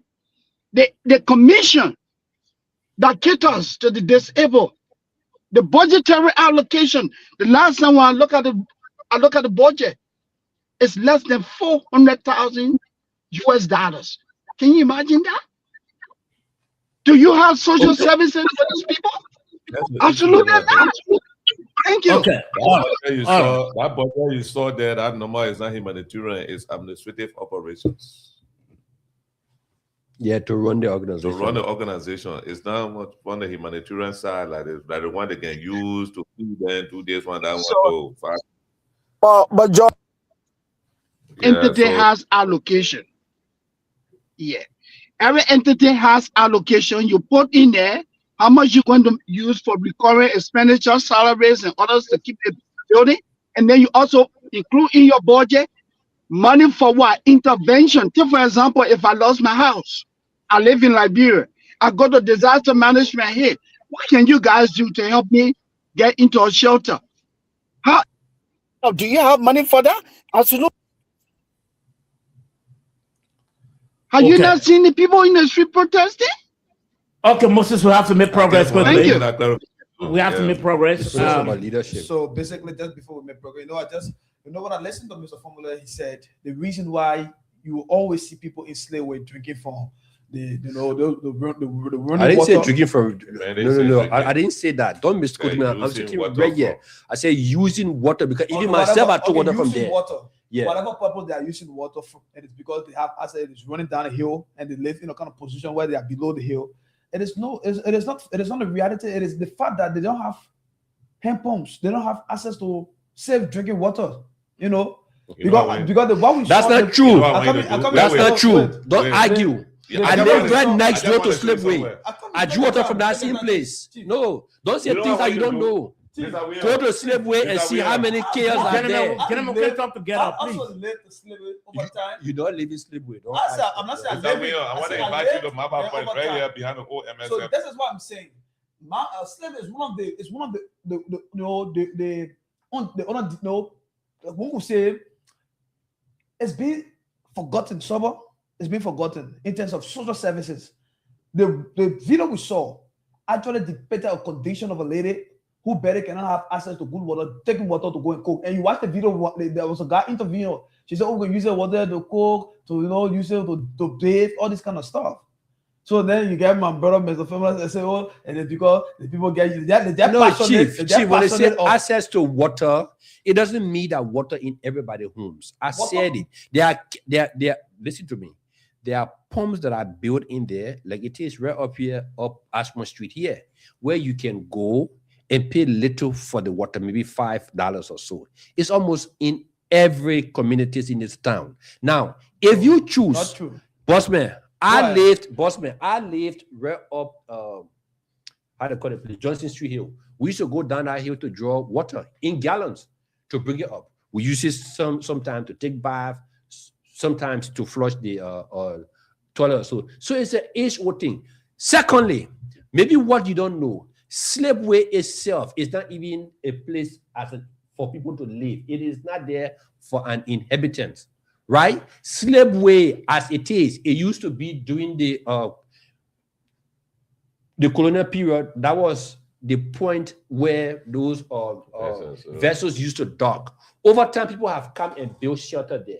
Government cannot go and move them right away. They are at the river banks. But there's a road that was There's a road that's supposed to go to that. You see, there are things that you don't know and you want to actually bring up. These are slum areas. We understand, like Moses clearly said, government needs to start taking initiative to start relocating these people to a decent place. But it takes time. Slipway or Do community. Those are not places for people to live. Those were slum areas that people just went into and started building structure. Yes, government, because of the civil crisis, people migrated in these places. It is now time for us to find a better place for them to go and live. Okay. You cannot put anything there. You can't even drill a better well in Do community because it's a swamp.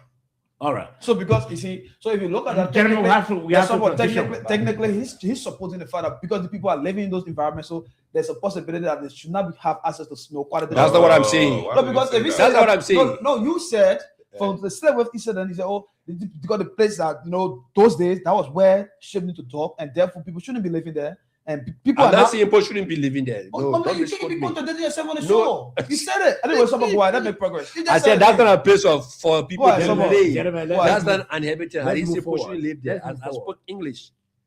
Let's move forward. I didn't speak your language. So sometimes I want you take passion and contradicting yourself on the show, but it's okay. Someone else has made progress. You're listening to the Nighttime Heat right here on Prime FM 105.5. Kindly share the live video and share the live video so your friends, your relatives, your loved ones, your partners can also follow what's happening tonight on the program. We are streaming live on our YouTube channel and our Facebook page. Just tap Nighttime Heat. You're going to watch the show online. Also, we are streaming live. We are streaming live on Prime FM Monrovia 105.5. This is what you get when you always listen to the Nighttime Heat. Now, gentlemen, the president returned just over the weekend, and he made a reaction to his critics, because in fact, when the president left, just a day, people started questioning as to why there's absolutely no pictures or any information concerning the president's trip online. So there was some social media debates concerning that. And after a few days again, when people started seeing some press statements, some said that the president had gone on personal reason and not something in the interest of the country. And so the president returned, and that was a major question from a reporter to the president. Let's try to listen to what the president said and how he addressed that. Mr. President, my name is Anthony Williams. I'm from State Radio. I also wanted to bring to your attention, what do you say to your critics who think your trip to Turkey does not benefit the country? They've been attributing this trip to something personal about you and not for the country. What do you say to them? I'll deal with them.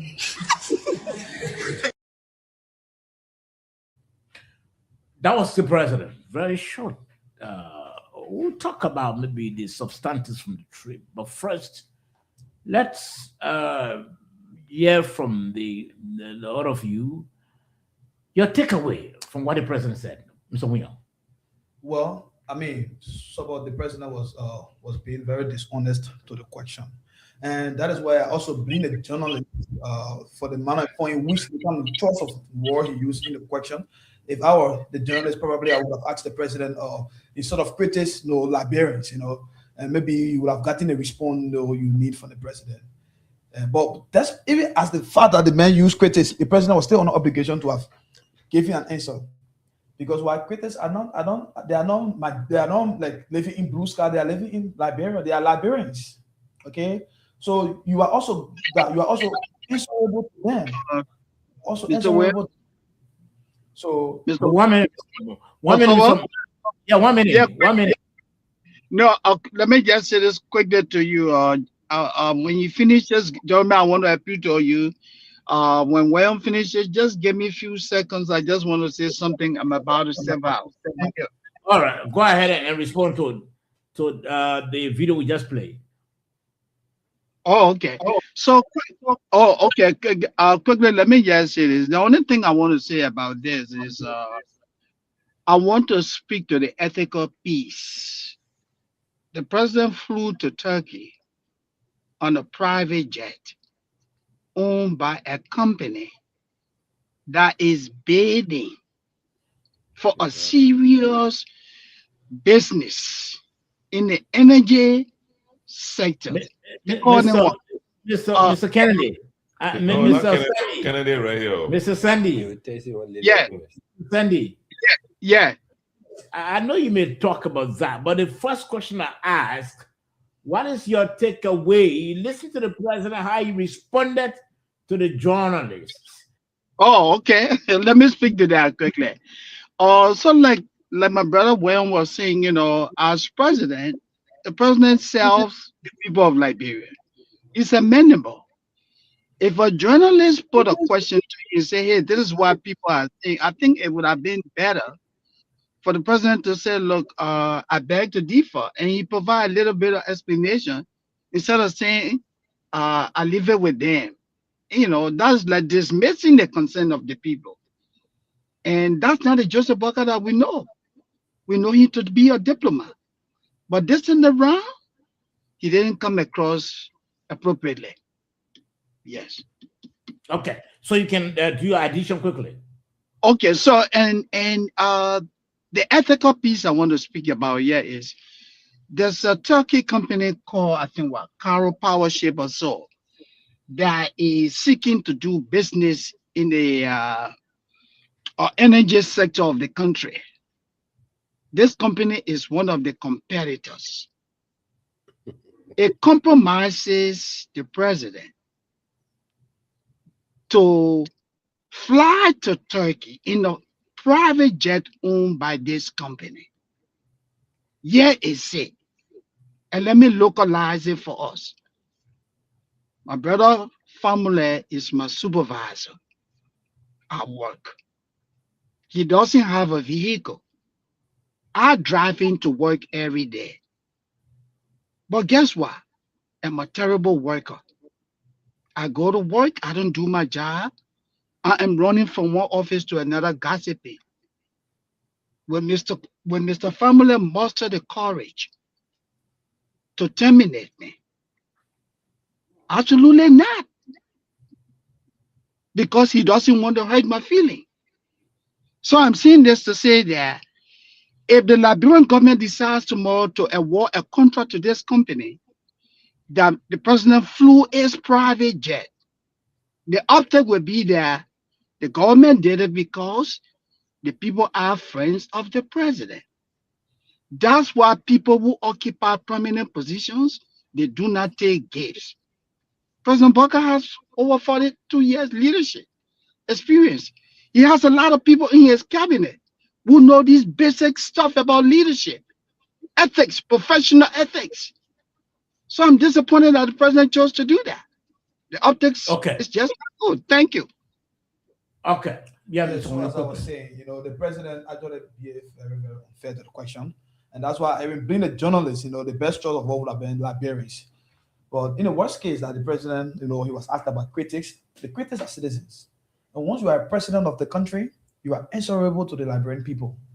And the question for which the journalist asks is a matter of great concern.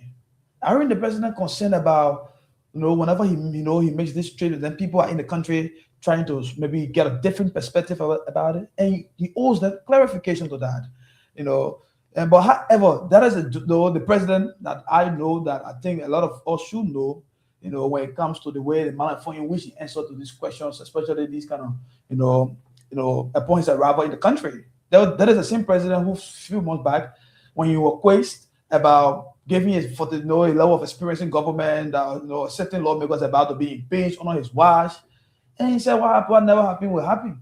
And the day after the was impeached, this is the same president who went and said, "Oh, gonna make a new name," So this kind of, jabs, the president is throwing. I think that's something what President Baga loves doing best, and I think he actually needs to be more answerable to the Liberian people because that is part of his responsibility. Okay.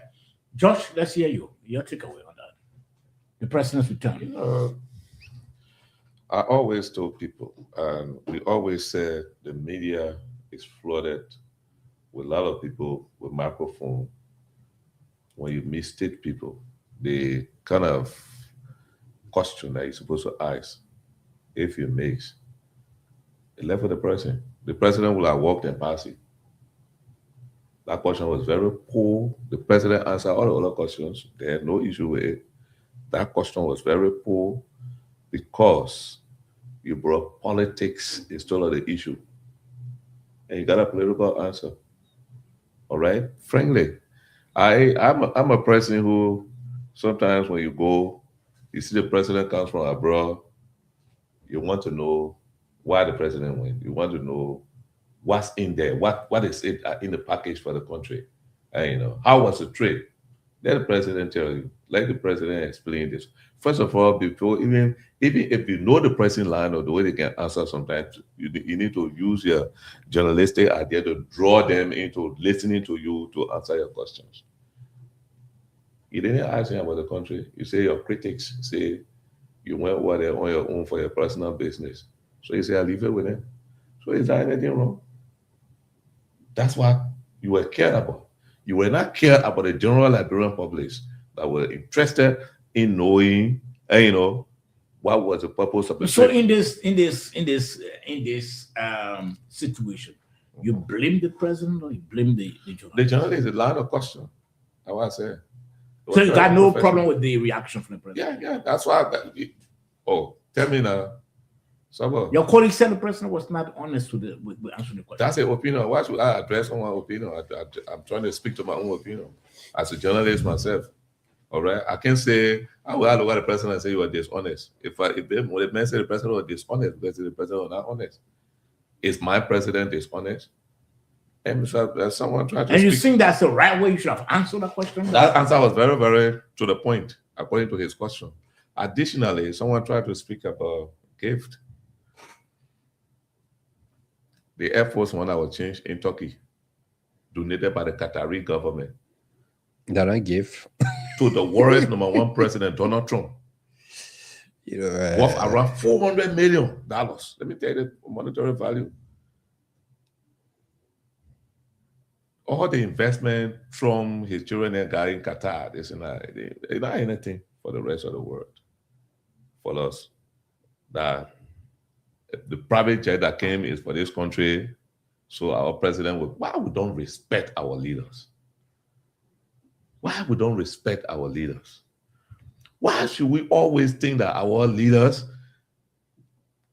they down the pedal? And the white man, because we live in a white man country, so they are always the best. This is wrong.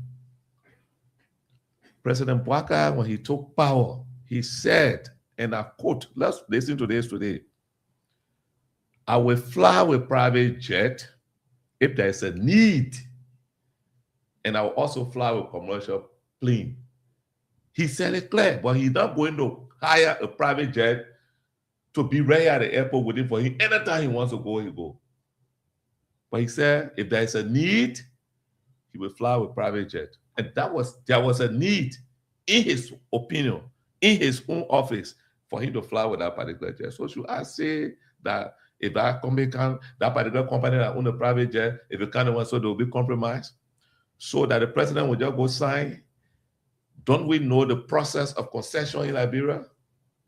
Why should we be disrespecting our leaders? Okay, let me go here. Yeah. Mr. So let me just clear this myth, because people believe that when you are president, you suppose everywhere you go, you're supposed to come and have a elaborate press conference to speak to your Liberian people and answer questions the way they feel. There's no law in this country that says the president, when the president travel, they come back, they must give an address to the state. No. The law says the president shall once every year give the report to the legislature, which represent the Liberian people. So this people just sit down and just talk things and they don't even understand what they're saying, because we've lowered the bill so low that we don't even have respect for our leaders.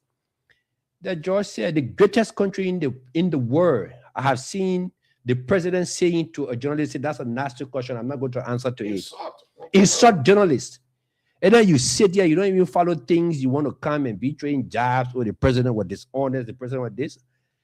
The president came from a trip, almost 8 to 10 hours on a flight, tired trying to get home. Then you bring your microphone in front of him and say your critics say you went there on XYZ. Do you expect him to stay and say, oh, you know, to disprove my XYZ, you know, I went there to go do XYZ? It shows that even the journalists were not even interested in what the president went for. He was interested for the president to react to a political questions. And the president reacted. And look, let me say this. First of all, I work in the energy sector. We don't have nothing in front of us called car power. We know the history of car power in Sierra Leone. We've tried car power here before. Down to the donors push against it. What they actually want for us, for the president to let out of the bag, the president will not let it out of the bag until it's finalized. And when it's finalized, it will be a shocking to all of them. Car Power is a Turkish company. Do you know that Beer Mountain is a Turkish company also? So what if the president have flown with a Beer Mountain plane? They will say, oh, you know, the president, you know, is his XYZ. You know, so all of these things, the political gimmicks that people want to play. At first, they say, oh, the president went on a medical trip. I'm talking, you go to Then when you look again, when the picture surface with the president and Edouard, they jump out again. Then they say, oh no, and the president. So the president will just leave Liberia to take a delegation to Turkey, Istanbul, to just go there and see a doctor, to meet. The president even had meetings with Liberian students to know what the problems were. He sat and listened, and he told them that, look, going forward, the government will see how they can help you guys, because what you guys are doing here, when you guys get the education, we want for you guys to come back and help your country. That's like everything you expect the 80-year-old man to come from flying 8, 9, 10 hours. Then he stand to the airport to explain, oh, when I discuss this, I discuss this. Okay, so granted. Now let's go around the table just for a few minutes, and beginning with you, Mr. Will. Do you see do you see any positives coming out of the recent visit made by the president to Turkey? Well, I hope for positives, because it is our prayer for our country to be developed. So I hope for positives. That is why this question also draws me closer to some of the assumptions of Mr. Famole when he talked about, oh, you cannot expect the president to 80-year-old president to fly 3-4 hours and come back to stay on his feet. No, there is a responsibility that comes with every job. There is a responsibility. If the president knew that probably he would be unfit to stay on his feet upon his arrival in the country to address press, You know what I'm saying? Then it will be subscribing to some of the things that people say that, oh, the president is not too, the president is declining. So I'm saying no to that. You talk about whether there will be possibilities or whether there is, like I said, I hope. And the reason is there have been several trips that this president has made, and up to now we are yet to see some of these, trips being put into, fruition. We follow the trip with U.S. government. You understand? We follow also the trip. We follow the conversation with Elon Musk on the phone. All these instances. Where are we? We are in 3 years. When the president went to America, all of the working, bro. Beautiful English.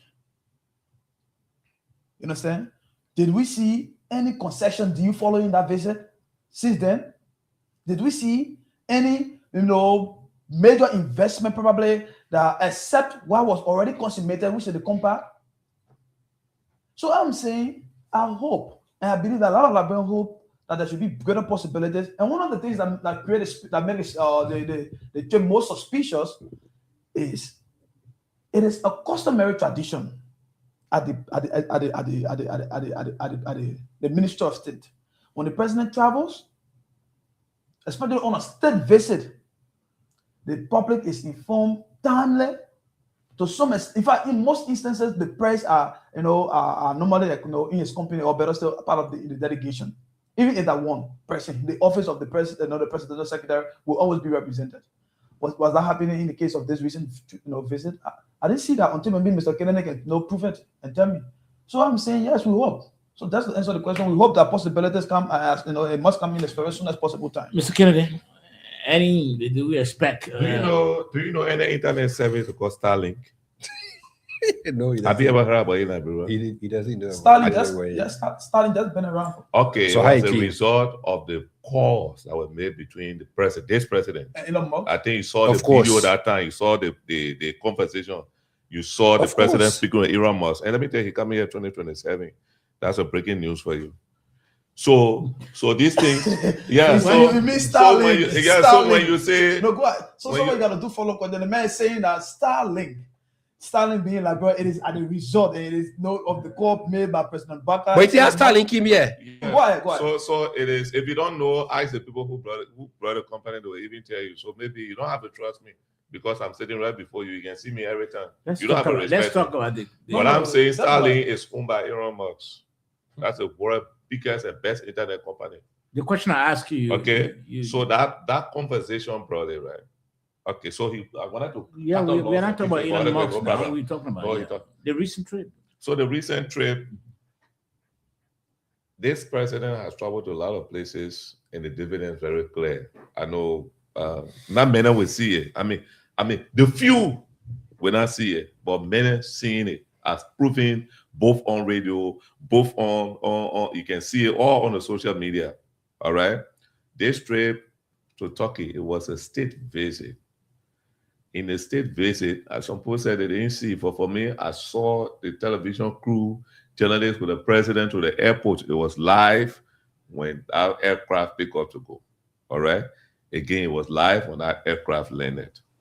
Not all of the trips the president will make outside that will come to stand to explain everything that they went to do there. No. Some of those things, if you see it, the wise man will always not talk plenty. He will leave it until the fruits, the results start coming. Liberia is challenged in many ways. Many ways.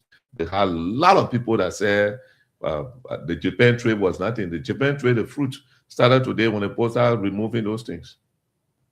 That's why I talk about in my opening remarks, this road. And there's this Johnson Street, Brigadier Talker Bridge, you see going like this. The same size is coming on the side for cars from across. These are some of the results of the trips that have been made. All right. We don't like to be sounding like so this government spokespersons will also yield. Definitely the results will come. Okay. Yeah, so I will answer into we just want to open it last for a few minutes quickly. Yeah. I will answer into four.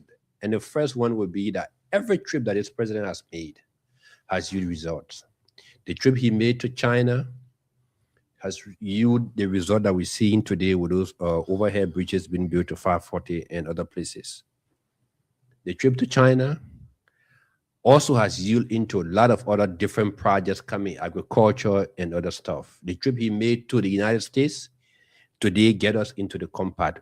We're going to be benefiting, I can tell you now, above $300 plus million or so. The president trip to Turkey was specific in certain areas. And the critics, those who are of the opposition, they want for that cat to be let out of the bags so that they can hang on it. The president being a very wise person, that's why he even kept his dedication very tight and within his own cycle, because it is something that the Liberian people yearn for. It is something that when it comes, it becomes a benefit, a bigger benefit for the Liberian people. But if the people want for the president to put it out now, he's not going to put it out. Secondly, everything the president was doing in Turkey, it was on the executive mansion page. How did I know that the president met with students in Turkey? It was on the executive mansion page. Okay. It was there. All right. Let's try to take a few calls quickly. This caller has been on my line. Let's hear from you. Your name and where you calling from? Sabo, Yes, good evening. sir. Yes, sir. Thank you. This is Pascal Davis. I think there's no need to be emotional because the guys have taken the side, and the side is their personal interest. So, Sabo, again, I can sometimes get mad with you because if it's just about all of us having view, then we're not doing good for the country. So, even in the lay school. Hello? Transparency, accountability, everything's supposed to play. How can somebody who know more than me, who is a platform guest, not everything the president will do, we're supposed to know as citizens. And people, is that something normal for you to listen to? Is it true? I'm asking you now. You're a journalist. I mean, for us, we're all politicians, but you're a journalist. Is it true that the president in a country, who is all of us president, who's accountable to us, who got elected because we're green, who's supposed to tell us what is happening in the country? You say, not everything you do is supposed to know that true, Sabo? That true? that real true? You did government, you did politics. Is that not true? People, Answer it. It is true. Go ahead. Gee, Sabo. So the last time we checked, we didn't know about the $10 million project. If the president is on tape to say he didn't know the initiation of that project, it's on record. The last time we checked, even the machine, the process leading to that procurement of that machine, all of us know the story. Are you saying to me, my brother, you know, we know nothing, that the president, he can read to tell anything, he can go there, he keep it, he have more, nothing that happen, he can tell. Somebody said the president have made trip, and every time you travel, he bring dividend. But he needs just 3 trips the president made. But President Baka has traveled to over 25 countries in the world. How many Brown has he come to Liberia to say, all of the travel I've made, this is the dividend. Last time he went to Indonesia. He went to Indonesia. We have about 3 trillion. No, man. You know, I know David Tagbe. I really used to respect you, right? But again, no, David is not here. David is not here. You respect me again. Mr. Formula. I'm not start calling my name. You have to call my name. No, but you don't have to. All right, so you made a point already, right?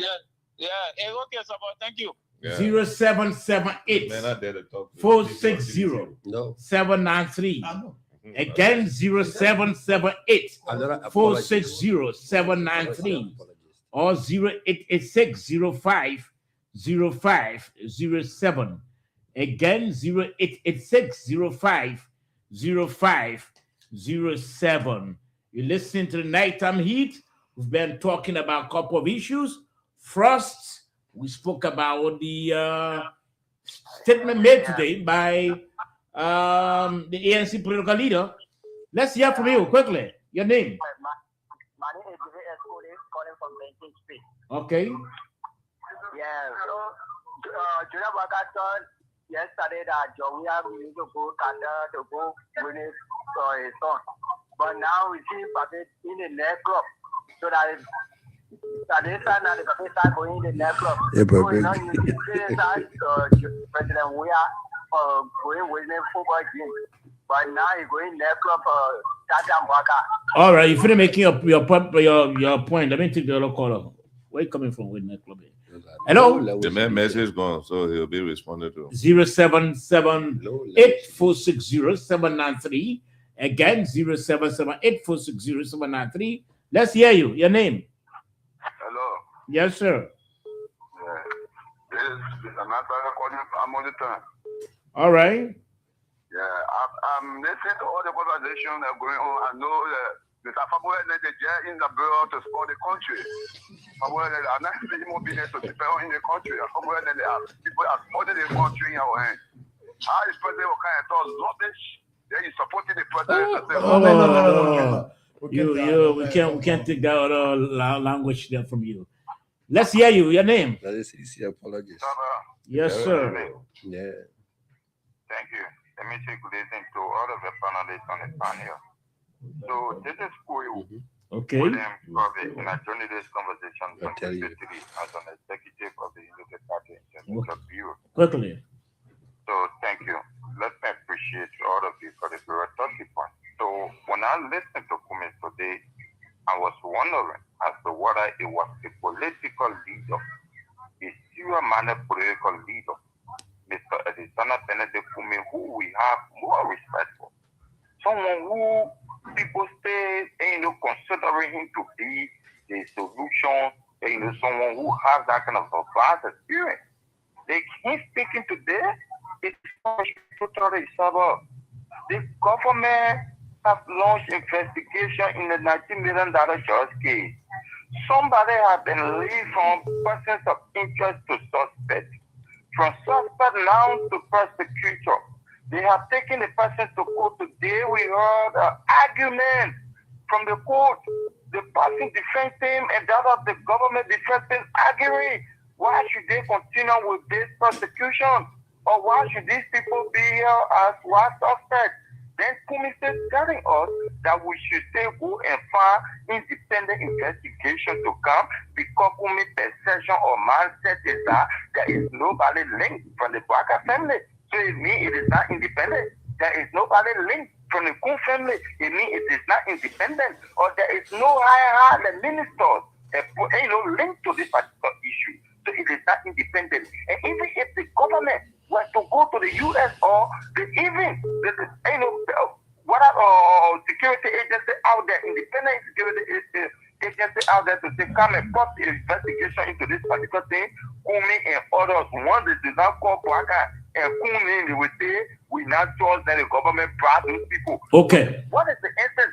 So Kumi and others want to tell us will they contribute to the independent thing that they want the government to bring, because I don't think that our taxpayer money, because our money is already being used, so our local security should not be. Okay, you made your point. Let's take another call on the line quickly.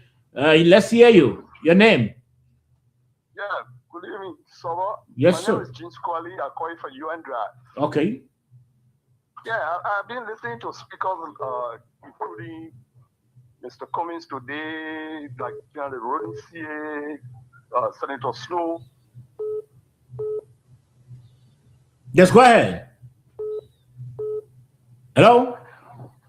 But the energy they are displaying, the effort they're displaying, if they had just displayed this effort and energy in the $100 million drug case, in the $40 million drug case, in the $10 million drug case, we would not be talking about $19 million drug case today. So I don't know what happened then. At that time, they could not apply this energy and effort. Only now that they are able to apply it, that's the question I wonder about. And anyone who wonder about this question. Okay. Yeah, because there were greater issue of drugs in this country, and they were here. We all appreciate this energy and effort, right? Okay. All right. Let's get another call on the line quickly. We're taking 2 more calls and we'll wrap it up. Good evening. Hello? Hello? Yes, let's hear you. Yeah, my name is Jonathan Moore. I'm calling from Fargo, North Dakota, USA. Okay. Quickly. Yeah, I always follow the show and thank you for the show. I listened to the finance minister saying that we have 78% safe drinking water in Liberia. And then one of the fathers say, yes, Massive so because you see the well people digging in the field, they represent things, they think digging, you see all land. It's handful, it's drinking water, because I say drinking water. Why you put the Kolomo and more on the Kolomo, put that joy and dream. We consider that to as the same drinking water. And lastly, even we that live in Canada and buy our house in Canada, we don't have water in Canada. They will talk about 78% of the country being covered with safe drinking water. I think our exaggeration on the side of the minister. Thank you. Okay. We'll take a two more calls, 0778 460 793 or 0886 05 0507. Again, 0886 05 0507 or 0776 0778 460 793. That's the numbers to call and to alive on the nighttime heat. We spoke earlier about the press statement by the ANC political leader, also the Minister of Finance and Development Planning, Augustine Kefwon, his presentation at a UN meeting. Let's hear you quickly. Your name? Yeah, I'm Jure Papa calling from Okay. Yeah, you see, sometimes when we listen to radio, we are just listening, silent listener, but sometimes we do coerce to fall because sometimes our brothers are like my brother Pastor David, he always falling from truth. So today they call themselves Hussein Labyrinth for justice. Yesterday was a proper defender. What justice are you concerned about? When yesterday you were defending everything about your government, today you are concerned for justice. Many guys in some places, there are some last places at the government, but that is reality. Look at the justice they're talking about today. You used to see ghettos, Zimbabwe, the notorious Zimbabwe, around the enemy junction. Where is this thing? I mean, there were a lot of big ghettos that day. Today they are no longer staying around. And you have justice here. You hear no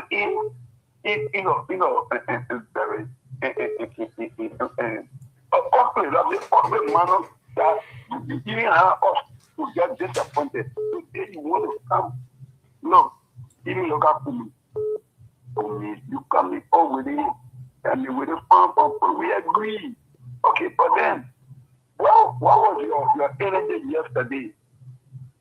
You're in the same opposition 1 minute, you not even spoke on it. So today you want sentiment.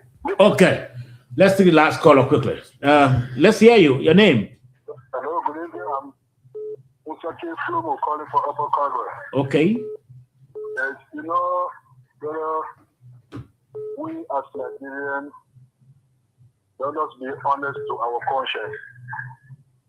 The drug issue affecting the country today, according to the press statement that Mr. Comey gave, as for me, I swear to my God, I supported the government. 100% I supported the government. They don't need that because we didn't go on Facebook to attack people or other things, but we supported the government in our own little way to come to power. This issue is not affecting the country, it's destroying our people, it's destroying our brothers and sisters, it's destroying the country locally and internationally. It's not very good for the reputation of this country. Okay. We need to activate all those that they have already arrested, forcibly arrested from person of interest to suspects. Now he is being prosecuted to put. How did the drug get in the country? They actually tell us how the drug got in the country. Okay, now the question about asking, let's take the last caller quickly. Hello, let's hear you. So, how are you? I'm okay, quickly. Thank you. Fine. So I'm Williams, Jeremiah Williams. Someone know as Pierre. Okay, so I just listen to other people and they can push her to fall. The man needing 100,000 $100 million draw, $40 million draw. So you telling me because they brought $40 million draw or $100 million, so you breaking your own. We should not talk with the Liberian. The thing that affecting. I don't know.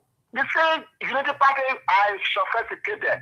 But all of you, when you talk, nobody can see no reason. All of your thing is to defend negative things. Why when you talk things, and somebody telling me, why can't wait to pay and brought up? You were not here where President announced the overhead bridge business, and he announced the business that bridge from here to a new bridge to the Port Bridge. Those things were not in progress. Those are the same thing you all running. You running after today, and because it's coming. What is your own thing that you stand? Also, okay. All right. Thank you, man. All right. Thank you. This is your apologies. We can't take calls anymore. We can't take calls. Gentlemen, let's go around the table. Quickly, parting comment.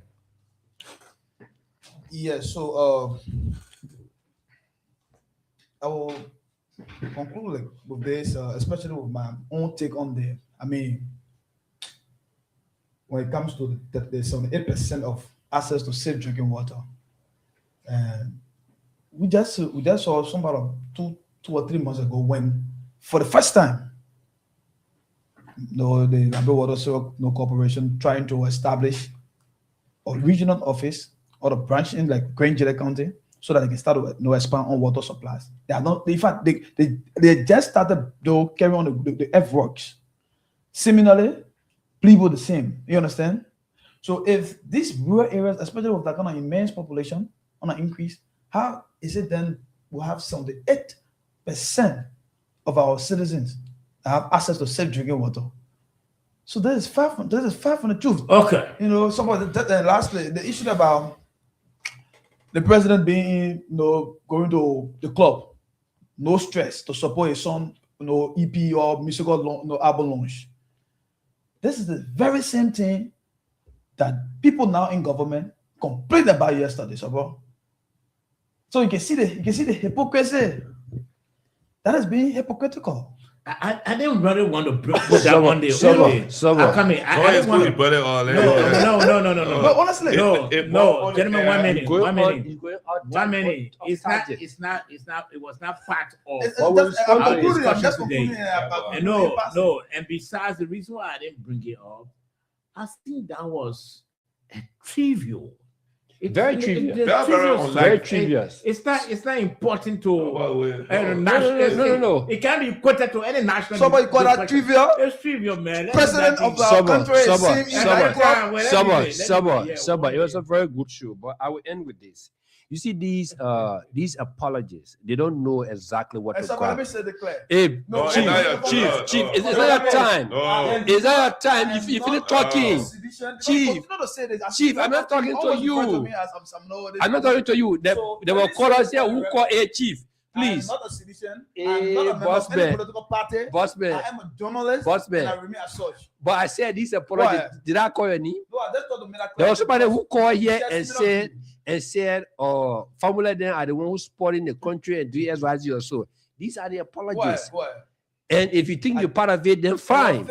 Now, Chief. You always believe that there is more Chief. But you have always said that on the show. No, because it is your line or argument can tell your line. You don't have to be a member. You don't have to sit down and all right, so there's no, Chief. No, Chief. Join us tomorrow for another edition.